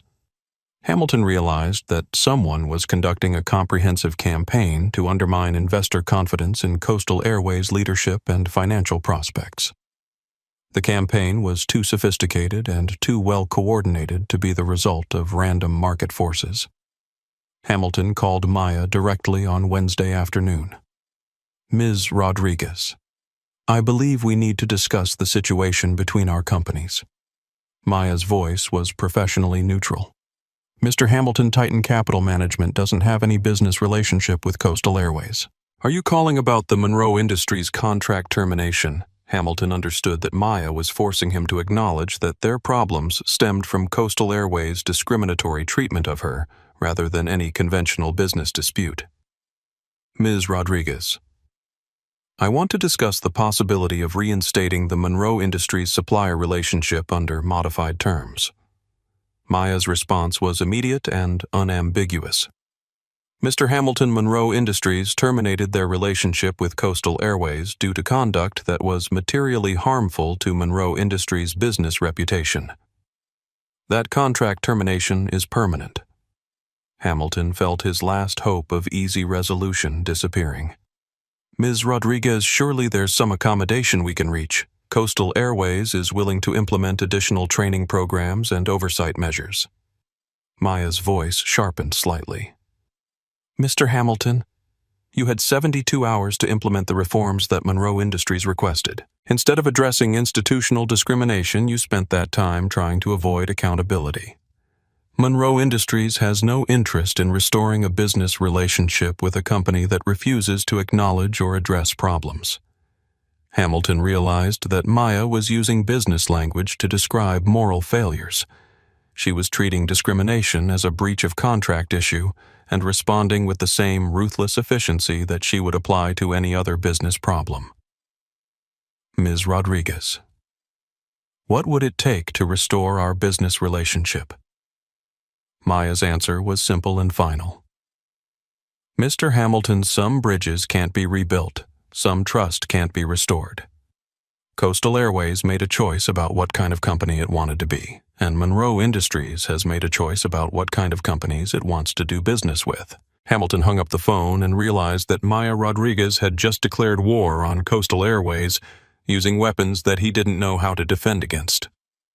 She wasn't just attacking the company financially. She was attacking it morally, operationally, and strategically, all while maintaining the appearance of conducting legitimate business decisions based on reasonable criteria. Hamilton looked at his stock price monitor and watched Coastal Airways' market value continue to decline in real time. Maya Rodriguez was winning. While Maya Rodriguez was strategically dismantling Coastal Airways' business operations, Preston Whitmore was discovering that consequences extended far beyond criminal charges and civil liability. By Wednesday morning, Whitmore Capital Strategies had received formal withdrawal notices from institutional investors, representing $1.1 billion in assets under management. The withdrawal notices were professionally worded and cited concerns about reputational risks and management judgment rather than explicitly mentioning Preston's racist behavior. But the message was unmistakable. Preston's largest client, the California Public Employees Retirement System, issued a public statement explaining their decision to terminate their relationship with Whitmore Capital Strategies. CalPERS does not tolerate discrimination in any form, and we cannot maintain business relationships with firms whose leadership has demonstrated conduct that violates our values and fiduciary responsibilities. The statement was devastating because CalPERS managed $400 billion in assets and influenced investment decisions across the institutional investor community.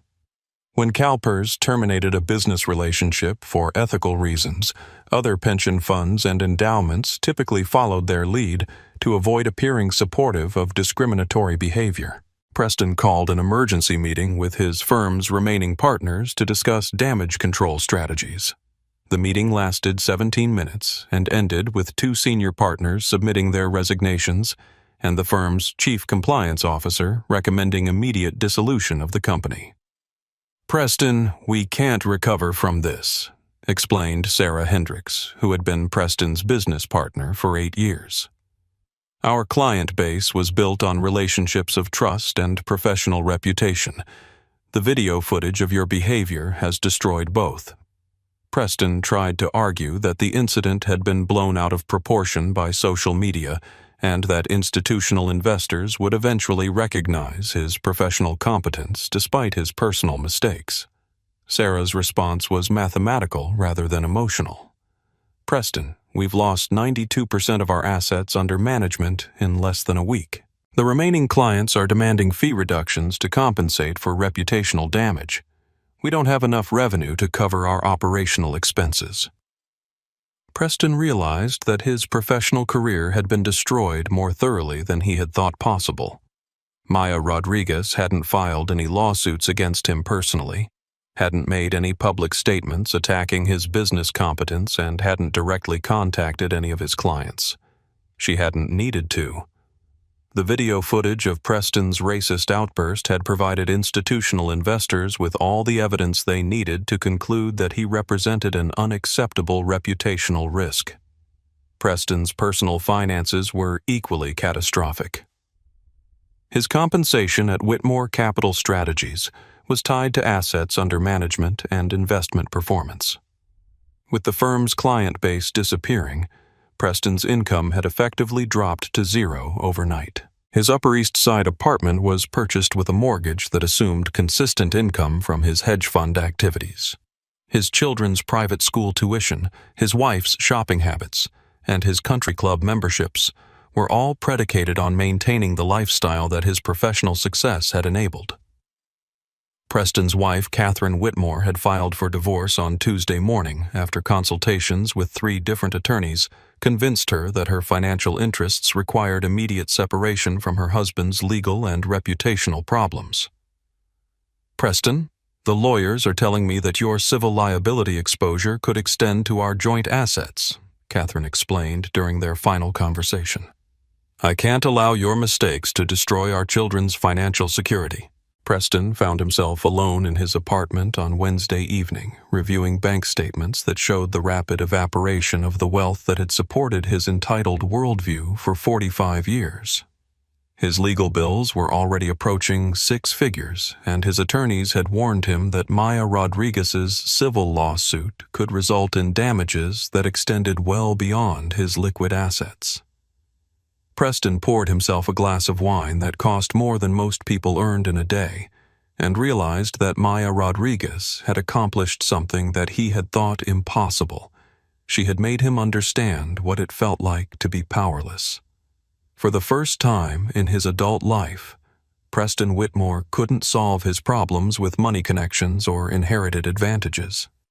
His racist assumptions had led him to attack someone who possessed more actual power than he had ever imagined possible, and she was using that power to teach him about consequences in the most precise and comprehensive way imaginable. Preston's phone rang. The caller ID showed his criminal defense attorney. "Preston, we need to discuss your plea options. The prosecutor is offering a plea agreement that would avoid jail time in exchange for a guilty plea to assault charges and completion of a court-supervised anti-bias education program." Preston understood that accepting the plea agreement would create a permanent criminal record that would make him unemployable in the financial industry. But going to trial risked conviction on more serious charges, including hate crime enhancements that carried significant prison sentences. "What do you recommend?" Preston asked. His attorney's response was brutally honest. "Preston, the video evidence is overwhelming, and the hate crime enhancements are supported by your recorded statements about racial advantages and quotas. A jury is going to see you as a privileged white man who attacked a successful black woman because you couldn't accept that she was more accomplished than you are." Preston closed his eyes and tried to imagine explaining to his children why their father was a convicted criminal who had lost their home, their lifestyle, and their financial security because he couldn't control his racism during an airport confrontation. "I'll take the plea," he said quietly. As Preston hung up the phone, he realized that Maya Rodriguez had taught him the most expensive lesson of his life. The difference between inherited privilege and earned power was that inherited privilege could be taken away by someone with actual competence and strategic vision. Preston Whitmore had been born into wealth and assumed that it made him superior to people who hadn't shared his advantages. Maya Rodriguez had built wealth through intelligence and hard work, and she was using it to demonstrate the consequences of attacking people based on racist assumptions rather than actual achievement. Preston had lost everything because he had underestimated the wrong person at exactly the wrong moment. And Maya Rodriguez was just getting started. While Preston Whitmore's professional and personal life collapsed in spectacular fashion, the Coastal Airways employees who had participated in Maya's discrimination were discovering that their careers had been just as thoroughly destroyed, albeit through different mechanisms. Jennifer Walsh received her termination notice on Thursday morning via certified mail. The notice cited violation of company anti-discrimination policies, failure to follow established customer service protocols, and conduct detrimental to company reputation and operations.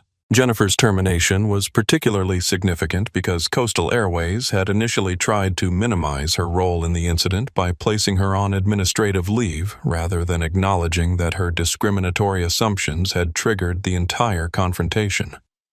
But Maya's legal team had made it clear that any civil rights lawsuit against Coastal Airways would include Jennifer as a named defendant, and that her employment status would be used as evidence of the company's commitment to addressing institutional discrimination.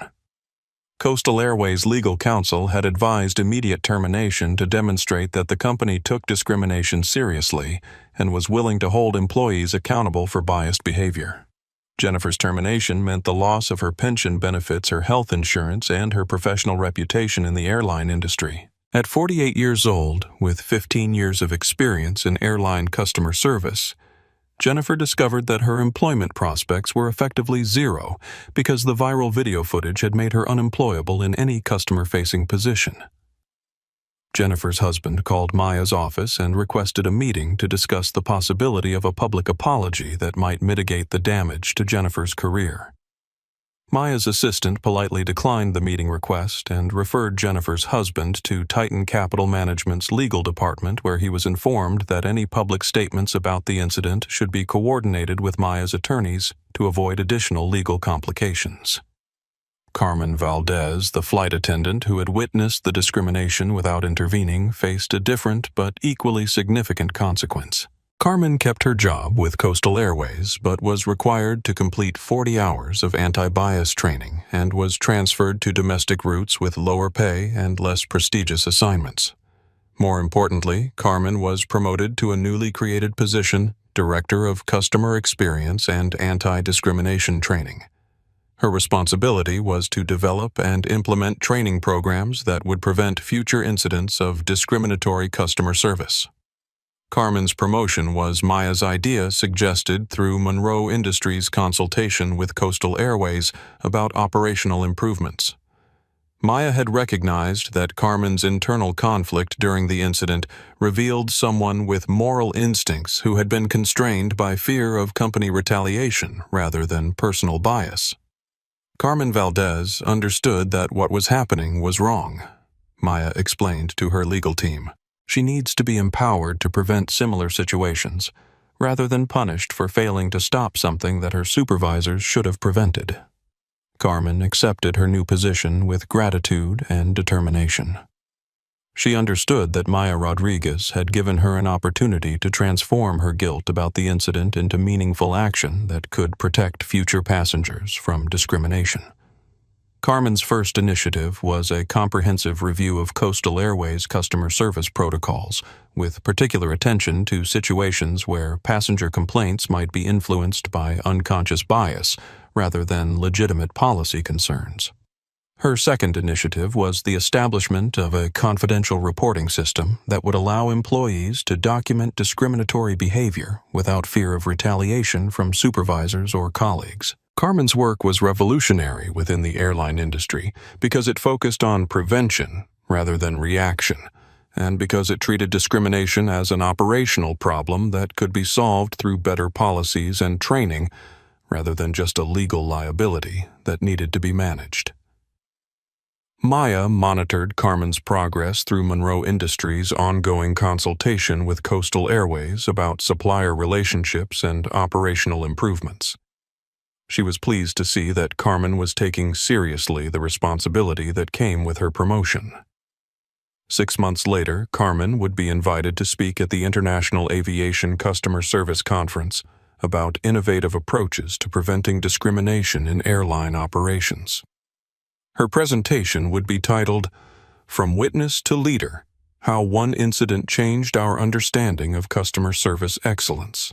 But the most significant personnel change at Coastal Airways was the resignation of Richard Hamilton as Chief Executive Officer.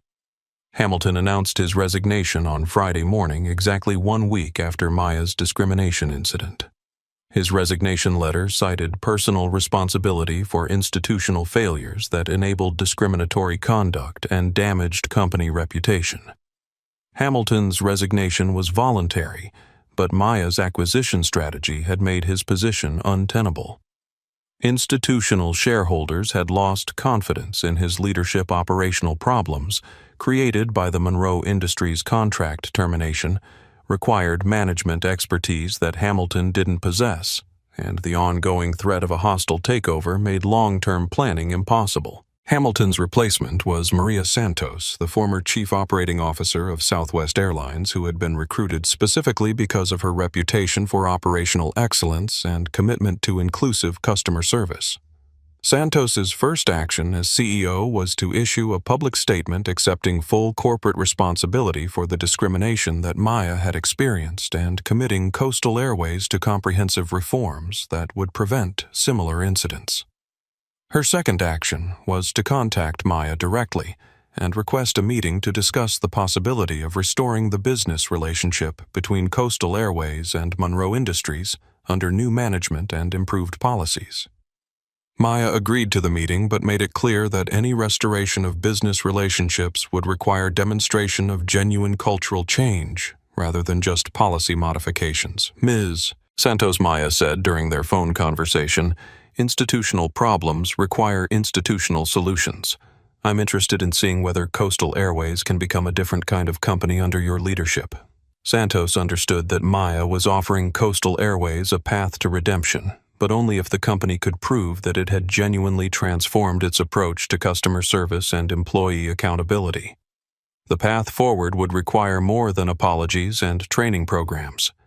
It would require fundamental changes in how Coastal Airways operated and how its employees understood their responsibilities to passengers, regardless of race appearance or perceived economic status. Maya Rodriguez had just given Coastal Airways an opportunity to become the kind of company that could earn Monroe Industries' respect and business partnership. But she had also demonstrated that companies unwilling to address discrimination would face consequences far beyond legal liability or public relations problems. They would face financial warfare conducted by someone with the resources and strategic vision to win. The destruction of Preston Whitmore's career and the comprehensive response to Coastal Airways' institutional discrimination sent shockwaves through multiple industries, creating consequences that extended far beyond the immediate participants in Maya Rodriguez's airport confrontation. Within the private equity and hedge fund community, institutional investors began conducting comprehensive reviews of their relationships with fund managers who had histories of discriminatory behavior or controversial public statements.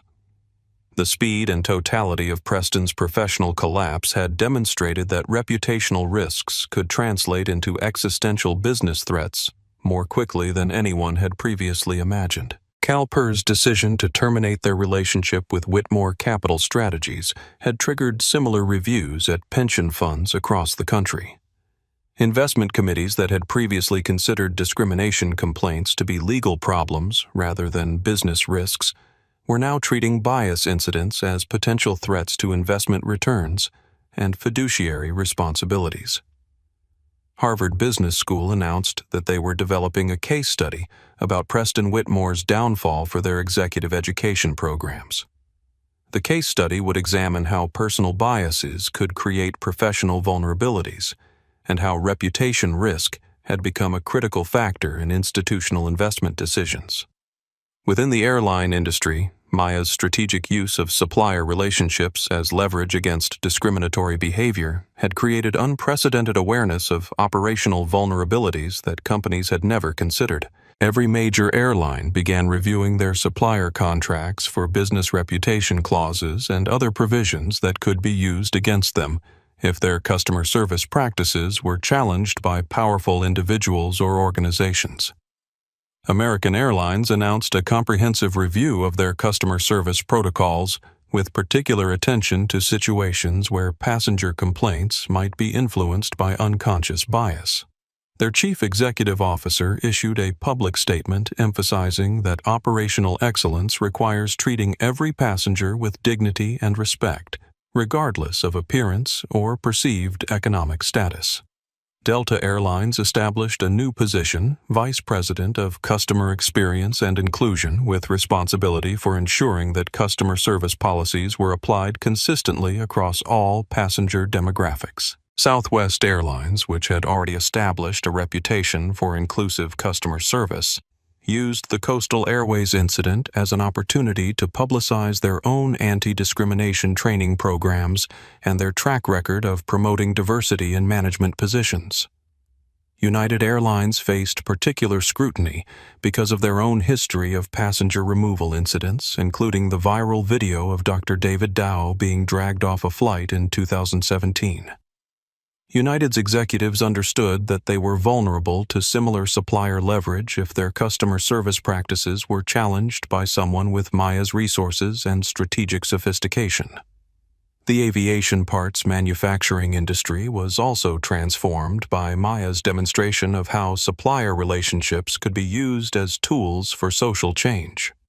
Monroe Industries received inquiries from civil rights organizations about developing supplier contracts that included anti-discrimination clauses as standard terms. Other aerospace manufacturers began incorporating similar language into their customer agreements, recognizing that business reputation clauses could provide powerful leverage for addressing discriminatory behavior. The International Association of Aerospace Manufacturers announced that they were developing industry-wide standards for supplier contract language that would address customer service practices and institutional discrimination. Boeing and Airbus both issued statements supporting the development of industry standards that would encourage ethical business practices and inclusive customer service among their airline customers. Wall Street's response to Maya's strategic campaign was particularly significant. Investment analysts began incorporating discrimination risk into their evaluations of airline stocks, recognizing that bias incidents could create operational vulnerabilities that affected financial performance. Goldman Sachs published a research report titled Reputational Risk in the Service Economy: How Social Media and Activist Investors Are Changing the Cost of Discrimination. The report highlighted Maya's strategic response as an example of how discrimination incidents could create existential threats to company operations and shareholder value. J.P. Morgan Chase announced that they were developing new criteria for evaluating the creditworthiness of service industry companies with particular attention to customer service policies and discrimination prevention measures. The legal community was equally transformed by Maya's comprehensive approach to addressing discrimination through business mechanisms rather than just litigation. The American Bar Association's Civil Rights section announced a conference on business strategy and civil rights enforcement, examining how economic leverage could be used to address institutional discrimination more effectively than traditional legal remedies. Law schools began developing courses that examined the intersection between business strategy and civil rights advocacy, using Maya's response to Coastal Airways as a case study in innovative approaches to social change. The NAACP Legal Defense and Educational Fund issued a statement praising Maya's strategic approach and announcing that they were developing resources to help other victims of discrimination understand how economic leverage could be used to address institutional bias. But perhaps the most significant response came from the business community's recognition that discrimination had become a material risk factor that could affect company valuations, operational capabilities, and competitive positioning. The Harvard Business Review published an article titled "The Maya Rodriguez Model: How Civil Rights Became a Business Strategy," examining how individual victims of discrimination could use economic leverage to create widespread institutional change. The article concluded that Maya's strategic response represented a new model for addressing discrimination that was more effective than traditional approaches because it created financial incentives for companies to prevent bias rather than just legal penalties for companies that allowed it to occur.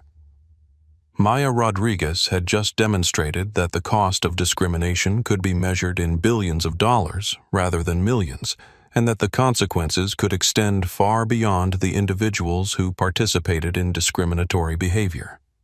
She had made discrimination expensive in ways that the civil rights movement had never achieved through legal advocacy alone.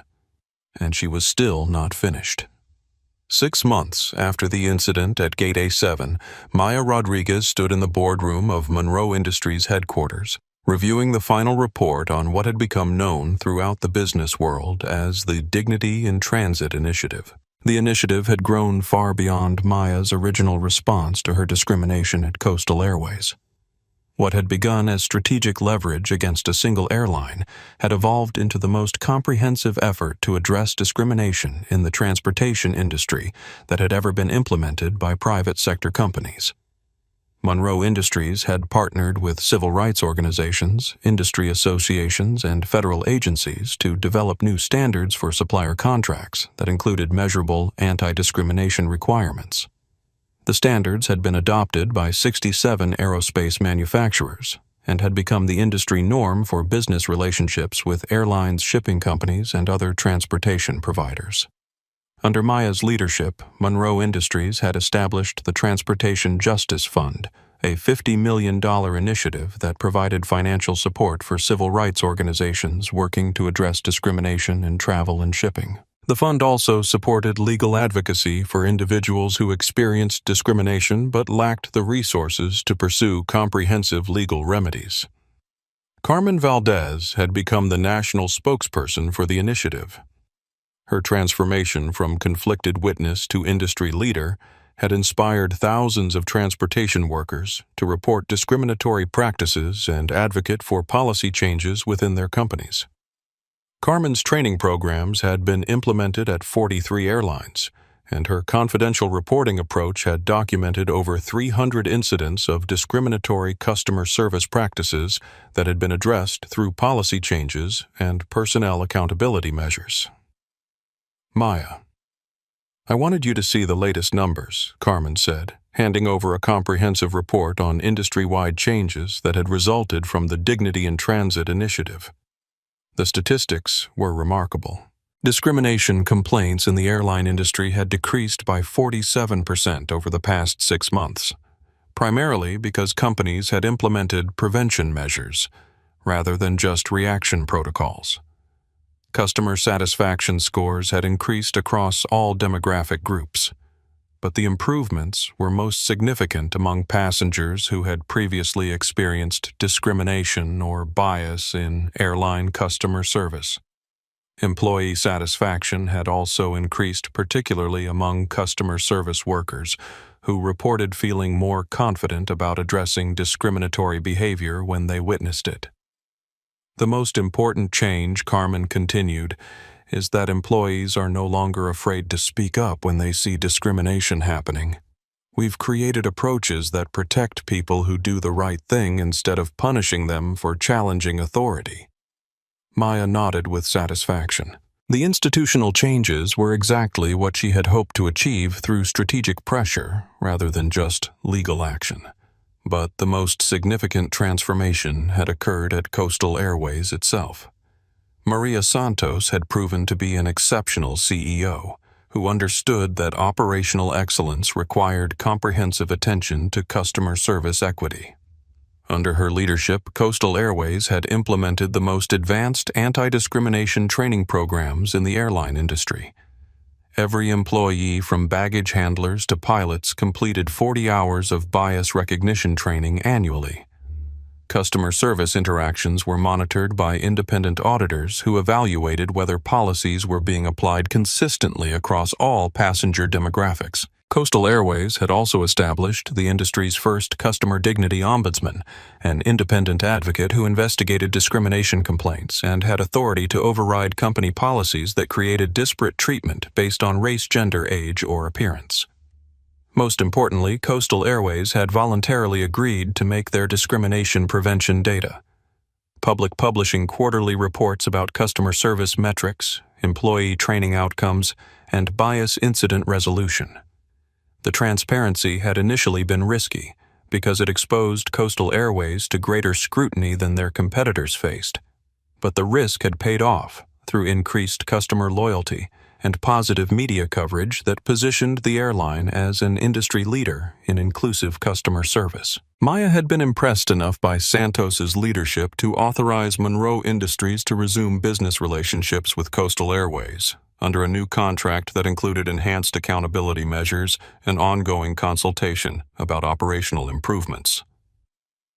The renewed business relationship had been announced as a model for how companies could rebuild trust after institutional failures by demonstrating genuine commitment to change rather than just public relations gestures.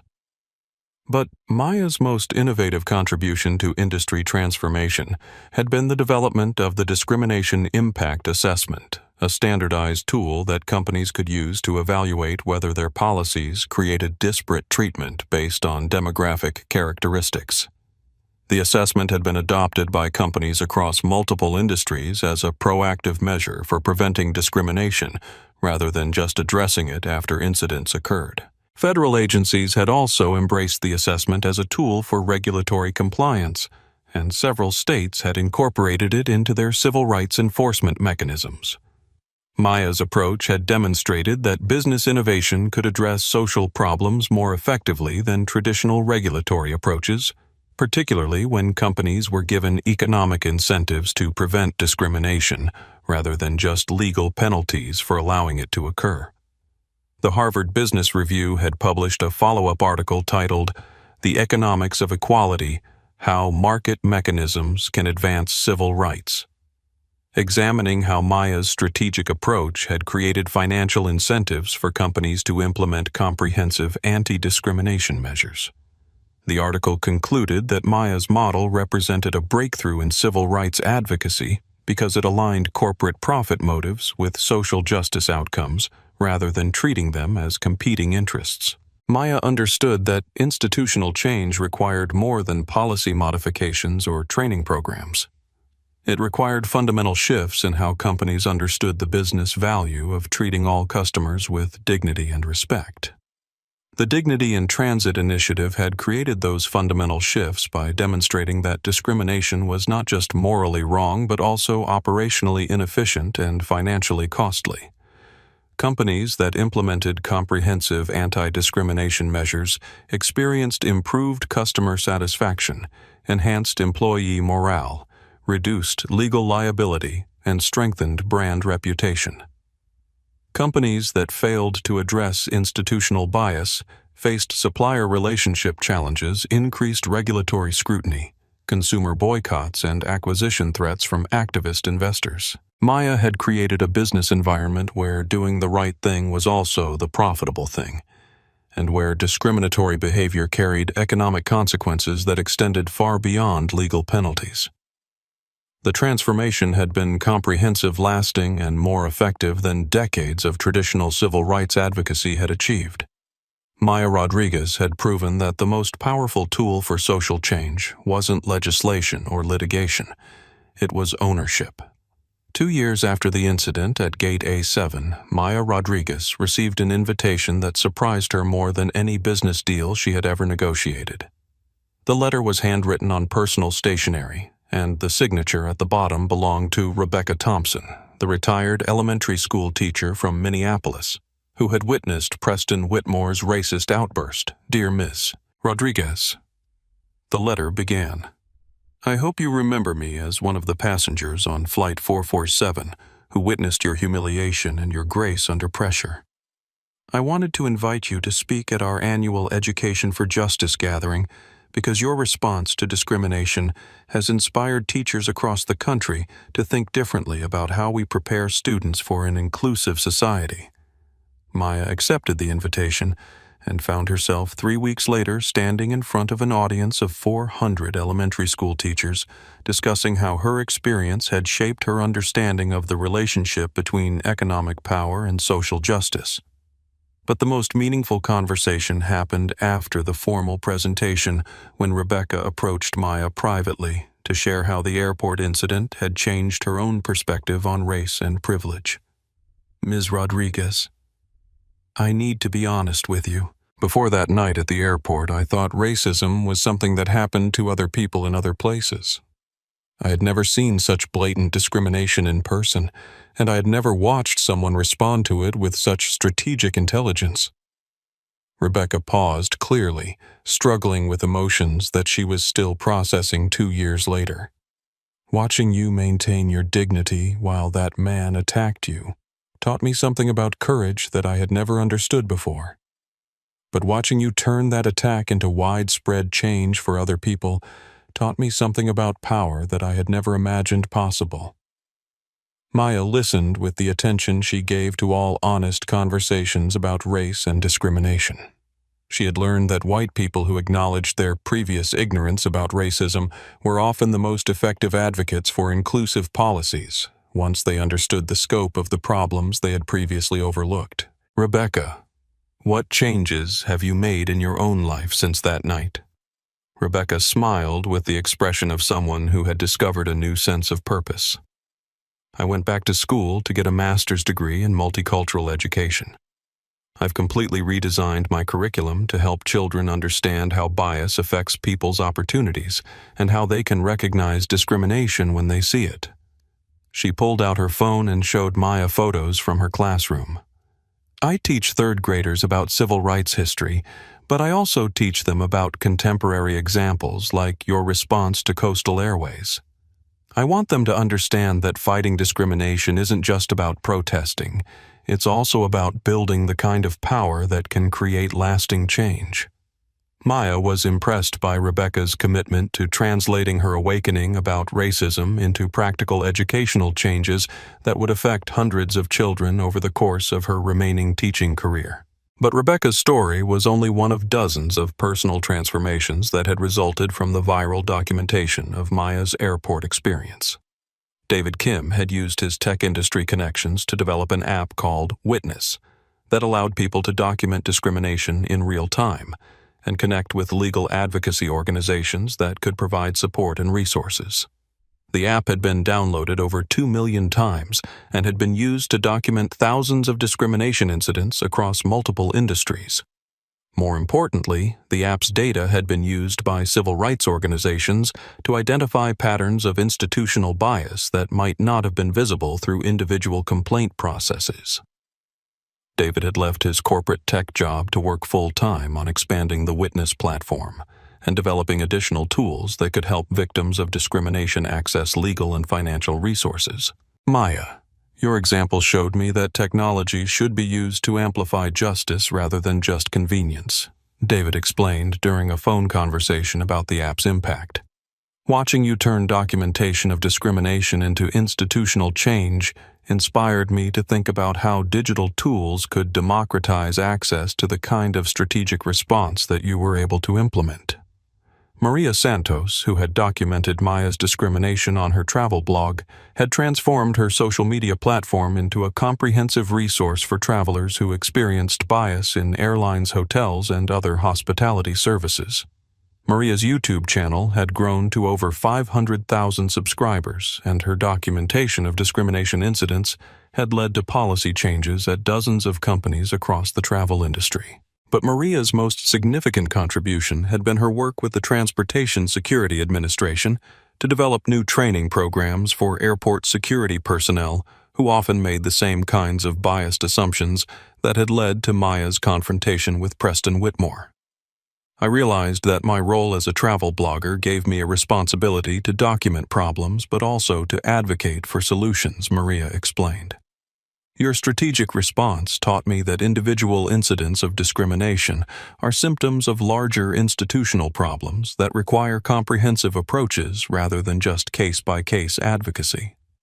Even Carmen Valdez had continued to build on her role as Director of Customer Experience and Anti-Discrimination Training at Coastal Airways. Carmen had been invited to speak at conferences across the aviation industry, and her training programs had been adopted as the industry standard for preventing discrimination in customer service interactions.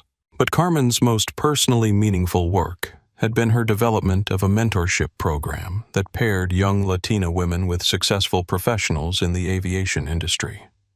Maya, watching you respond to discrimination with strategic intelligence rather than just anger taught me that we can use our professional positions to lift other people up, rather than just protecting ourselves, Carmen said during one of their periodic conversations about industry improvements. I want young women who look like me to see that they can build careers in aviation and that they can use their positions to make the industry more inclusive for everyone. Maya understood that the most lasting impact of her airport experience wasn't the financial consequences for Preston Whitmore or the operational changes at Coastal Airways. The most lasting impact was the inspiration that dozens of people had drawn from her example of how to respond to discrimination with strategic thinking rather than just emotional reactions. People across the country were using her model to address bias in their own industries and communities, creating ripple effects that extended far beyond the transportation sector where her original confrontation had occurred.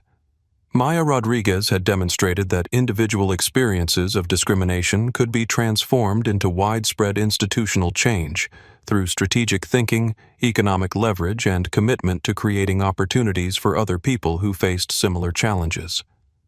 But perhaps most importantly, she had shown that the most powerful response to hate was not more hate. It was the methodical construction of a world where hate was too expensive for people to afford. 3 years to the day after Preston Whitmore slapped Maya Rodriguez's phone out of her hand at gate A7, Maya found herself in the first-class cabin of Coastal Airways Flight 447, the same flight number where her discrimination had occurred, sitting in the same seat 1A, where she had been humiliated and assaulted. But everything else was different. The flight attendant who greeted her was a young black woman named Jasmine Williams, who had been hired as part of Coastal Airways' comprehensive diversity recruitment initiative and who had completed the most advanced anti-bias training program in the airline industry. "Good evening," Ms. Rodriguez Jasmine said with genuine warmth and professionalism. "Welcome aboard Flight 447. I want you to know that serving passengers with your level of integrity and commitment to justice is an honor for our entire crew." Maya smiled, remembering the fear and hostility that had characterized her interactions with Coastal Airways staff 3 years earlier. The transformation in company culture was visible in every interaction, from the boarding process that treated all passengers with equal respect, regardless of appearance, to the crew's obvious commitment to inclusive customer service. The passenger in seat 1B was a young Hispanic man who introduced himself as Dr. Miguel Santos, a pediatric surgeon who was traveling to Los Angeles to speak at a medical conference about healthcare equity. "Ms. Rodriguez, I hope you don't mind me saying this, but your response to what happened on this flight inspired me to become more vocal about discrimination in healthcare," Dr. Santos said. "Watching you turn a moment of humiliation into comprehensive industry change taught me that we can't just treat individual problems of bias. We have to address the underlying approaches that enable it." Maya appreciated Dr. Santos's recognition that her strategic response had implications beyond the aviation industry. She had received similar comments from people in education, healthcare, finance, and other sectors who had used her model to address institutional discrimination in their own professional environments. But the most meaningful moment came when Captain James Rodriguez, the same off-duty pilot who had witnessed Preston Whitmore's racist attack 3 years earlier, approached Maya's seat during the pre-flight preparation. "Ms. Rodriguez, I'm honored to be piloting your flight tonight," Captain Rodriguez said. "I wanted you to know that your example changed how I think about my responsibilities as a leader in the aviation industry." He paused, choosing his words carefully. 3 years ago, I witnessed injustice and felt helpless to stop it because I wasn't on duty and didn't have authority over the situation. But watching you turn that injustice into widespread change taught me that leadership isn't about having authority. It's about having courage to use whatever power you do have to make things better for other people." Captain Rodriguez continued, "I've spent the last 3 years working with pilot training programs to help other aviators understand how they can recognize and address discrimination in airline operations. We now have protocols that empower any crew member to intervene when they witness discriminatory behavior, regardless of their position in the company hierarchy."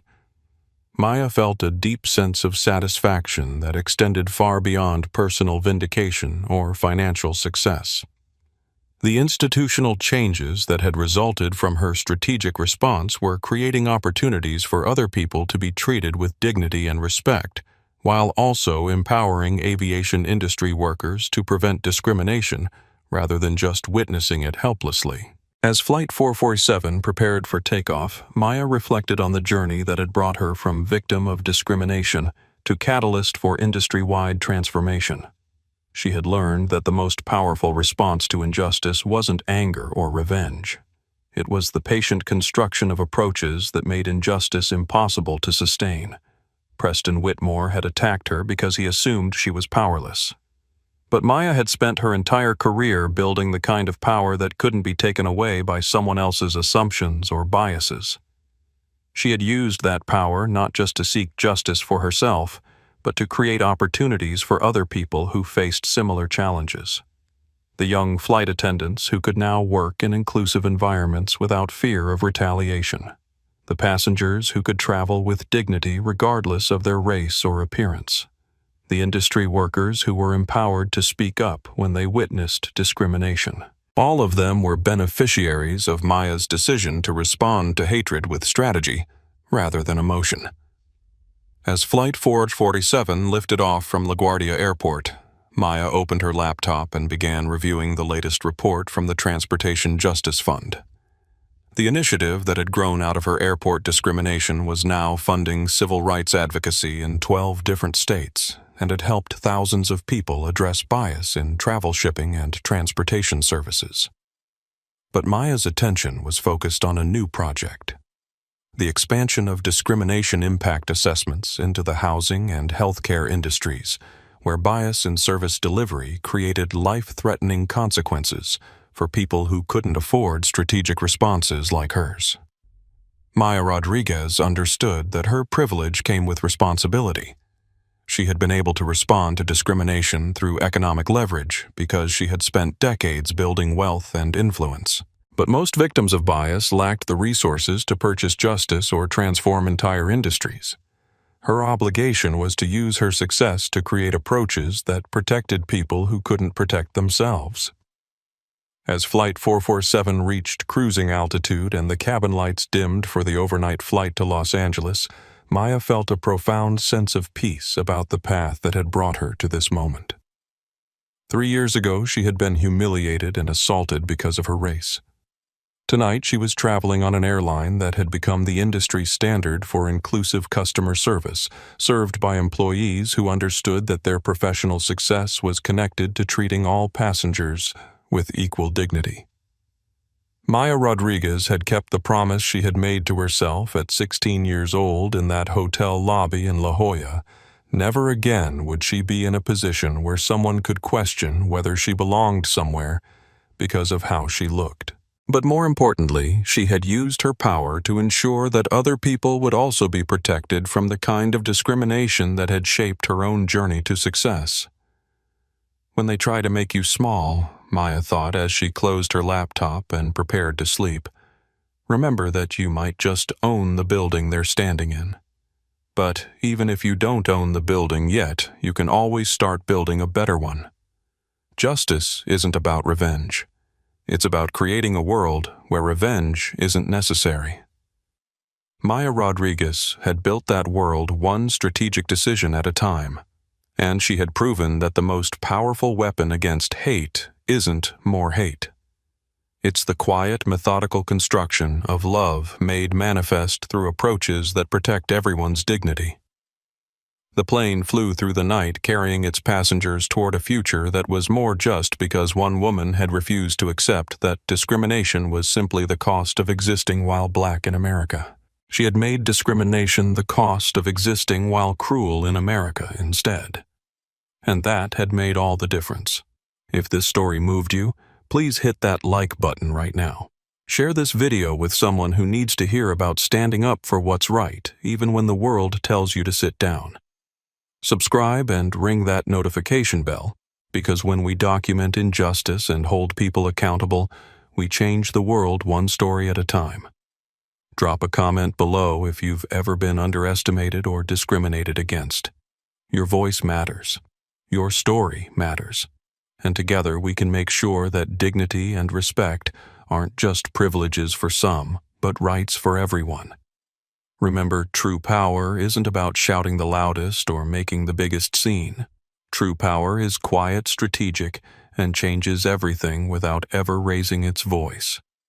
Stay strong, stay smart, and never forget that justice delayed is not justice denied when you have the tools to make it happen. See you in the next story.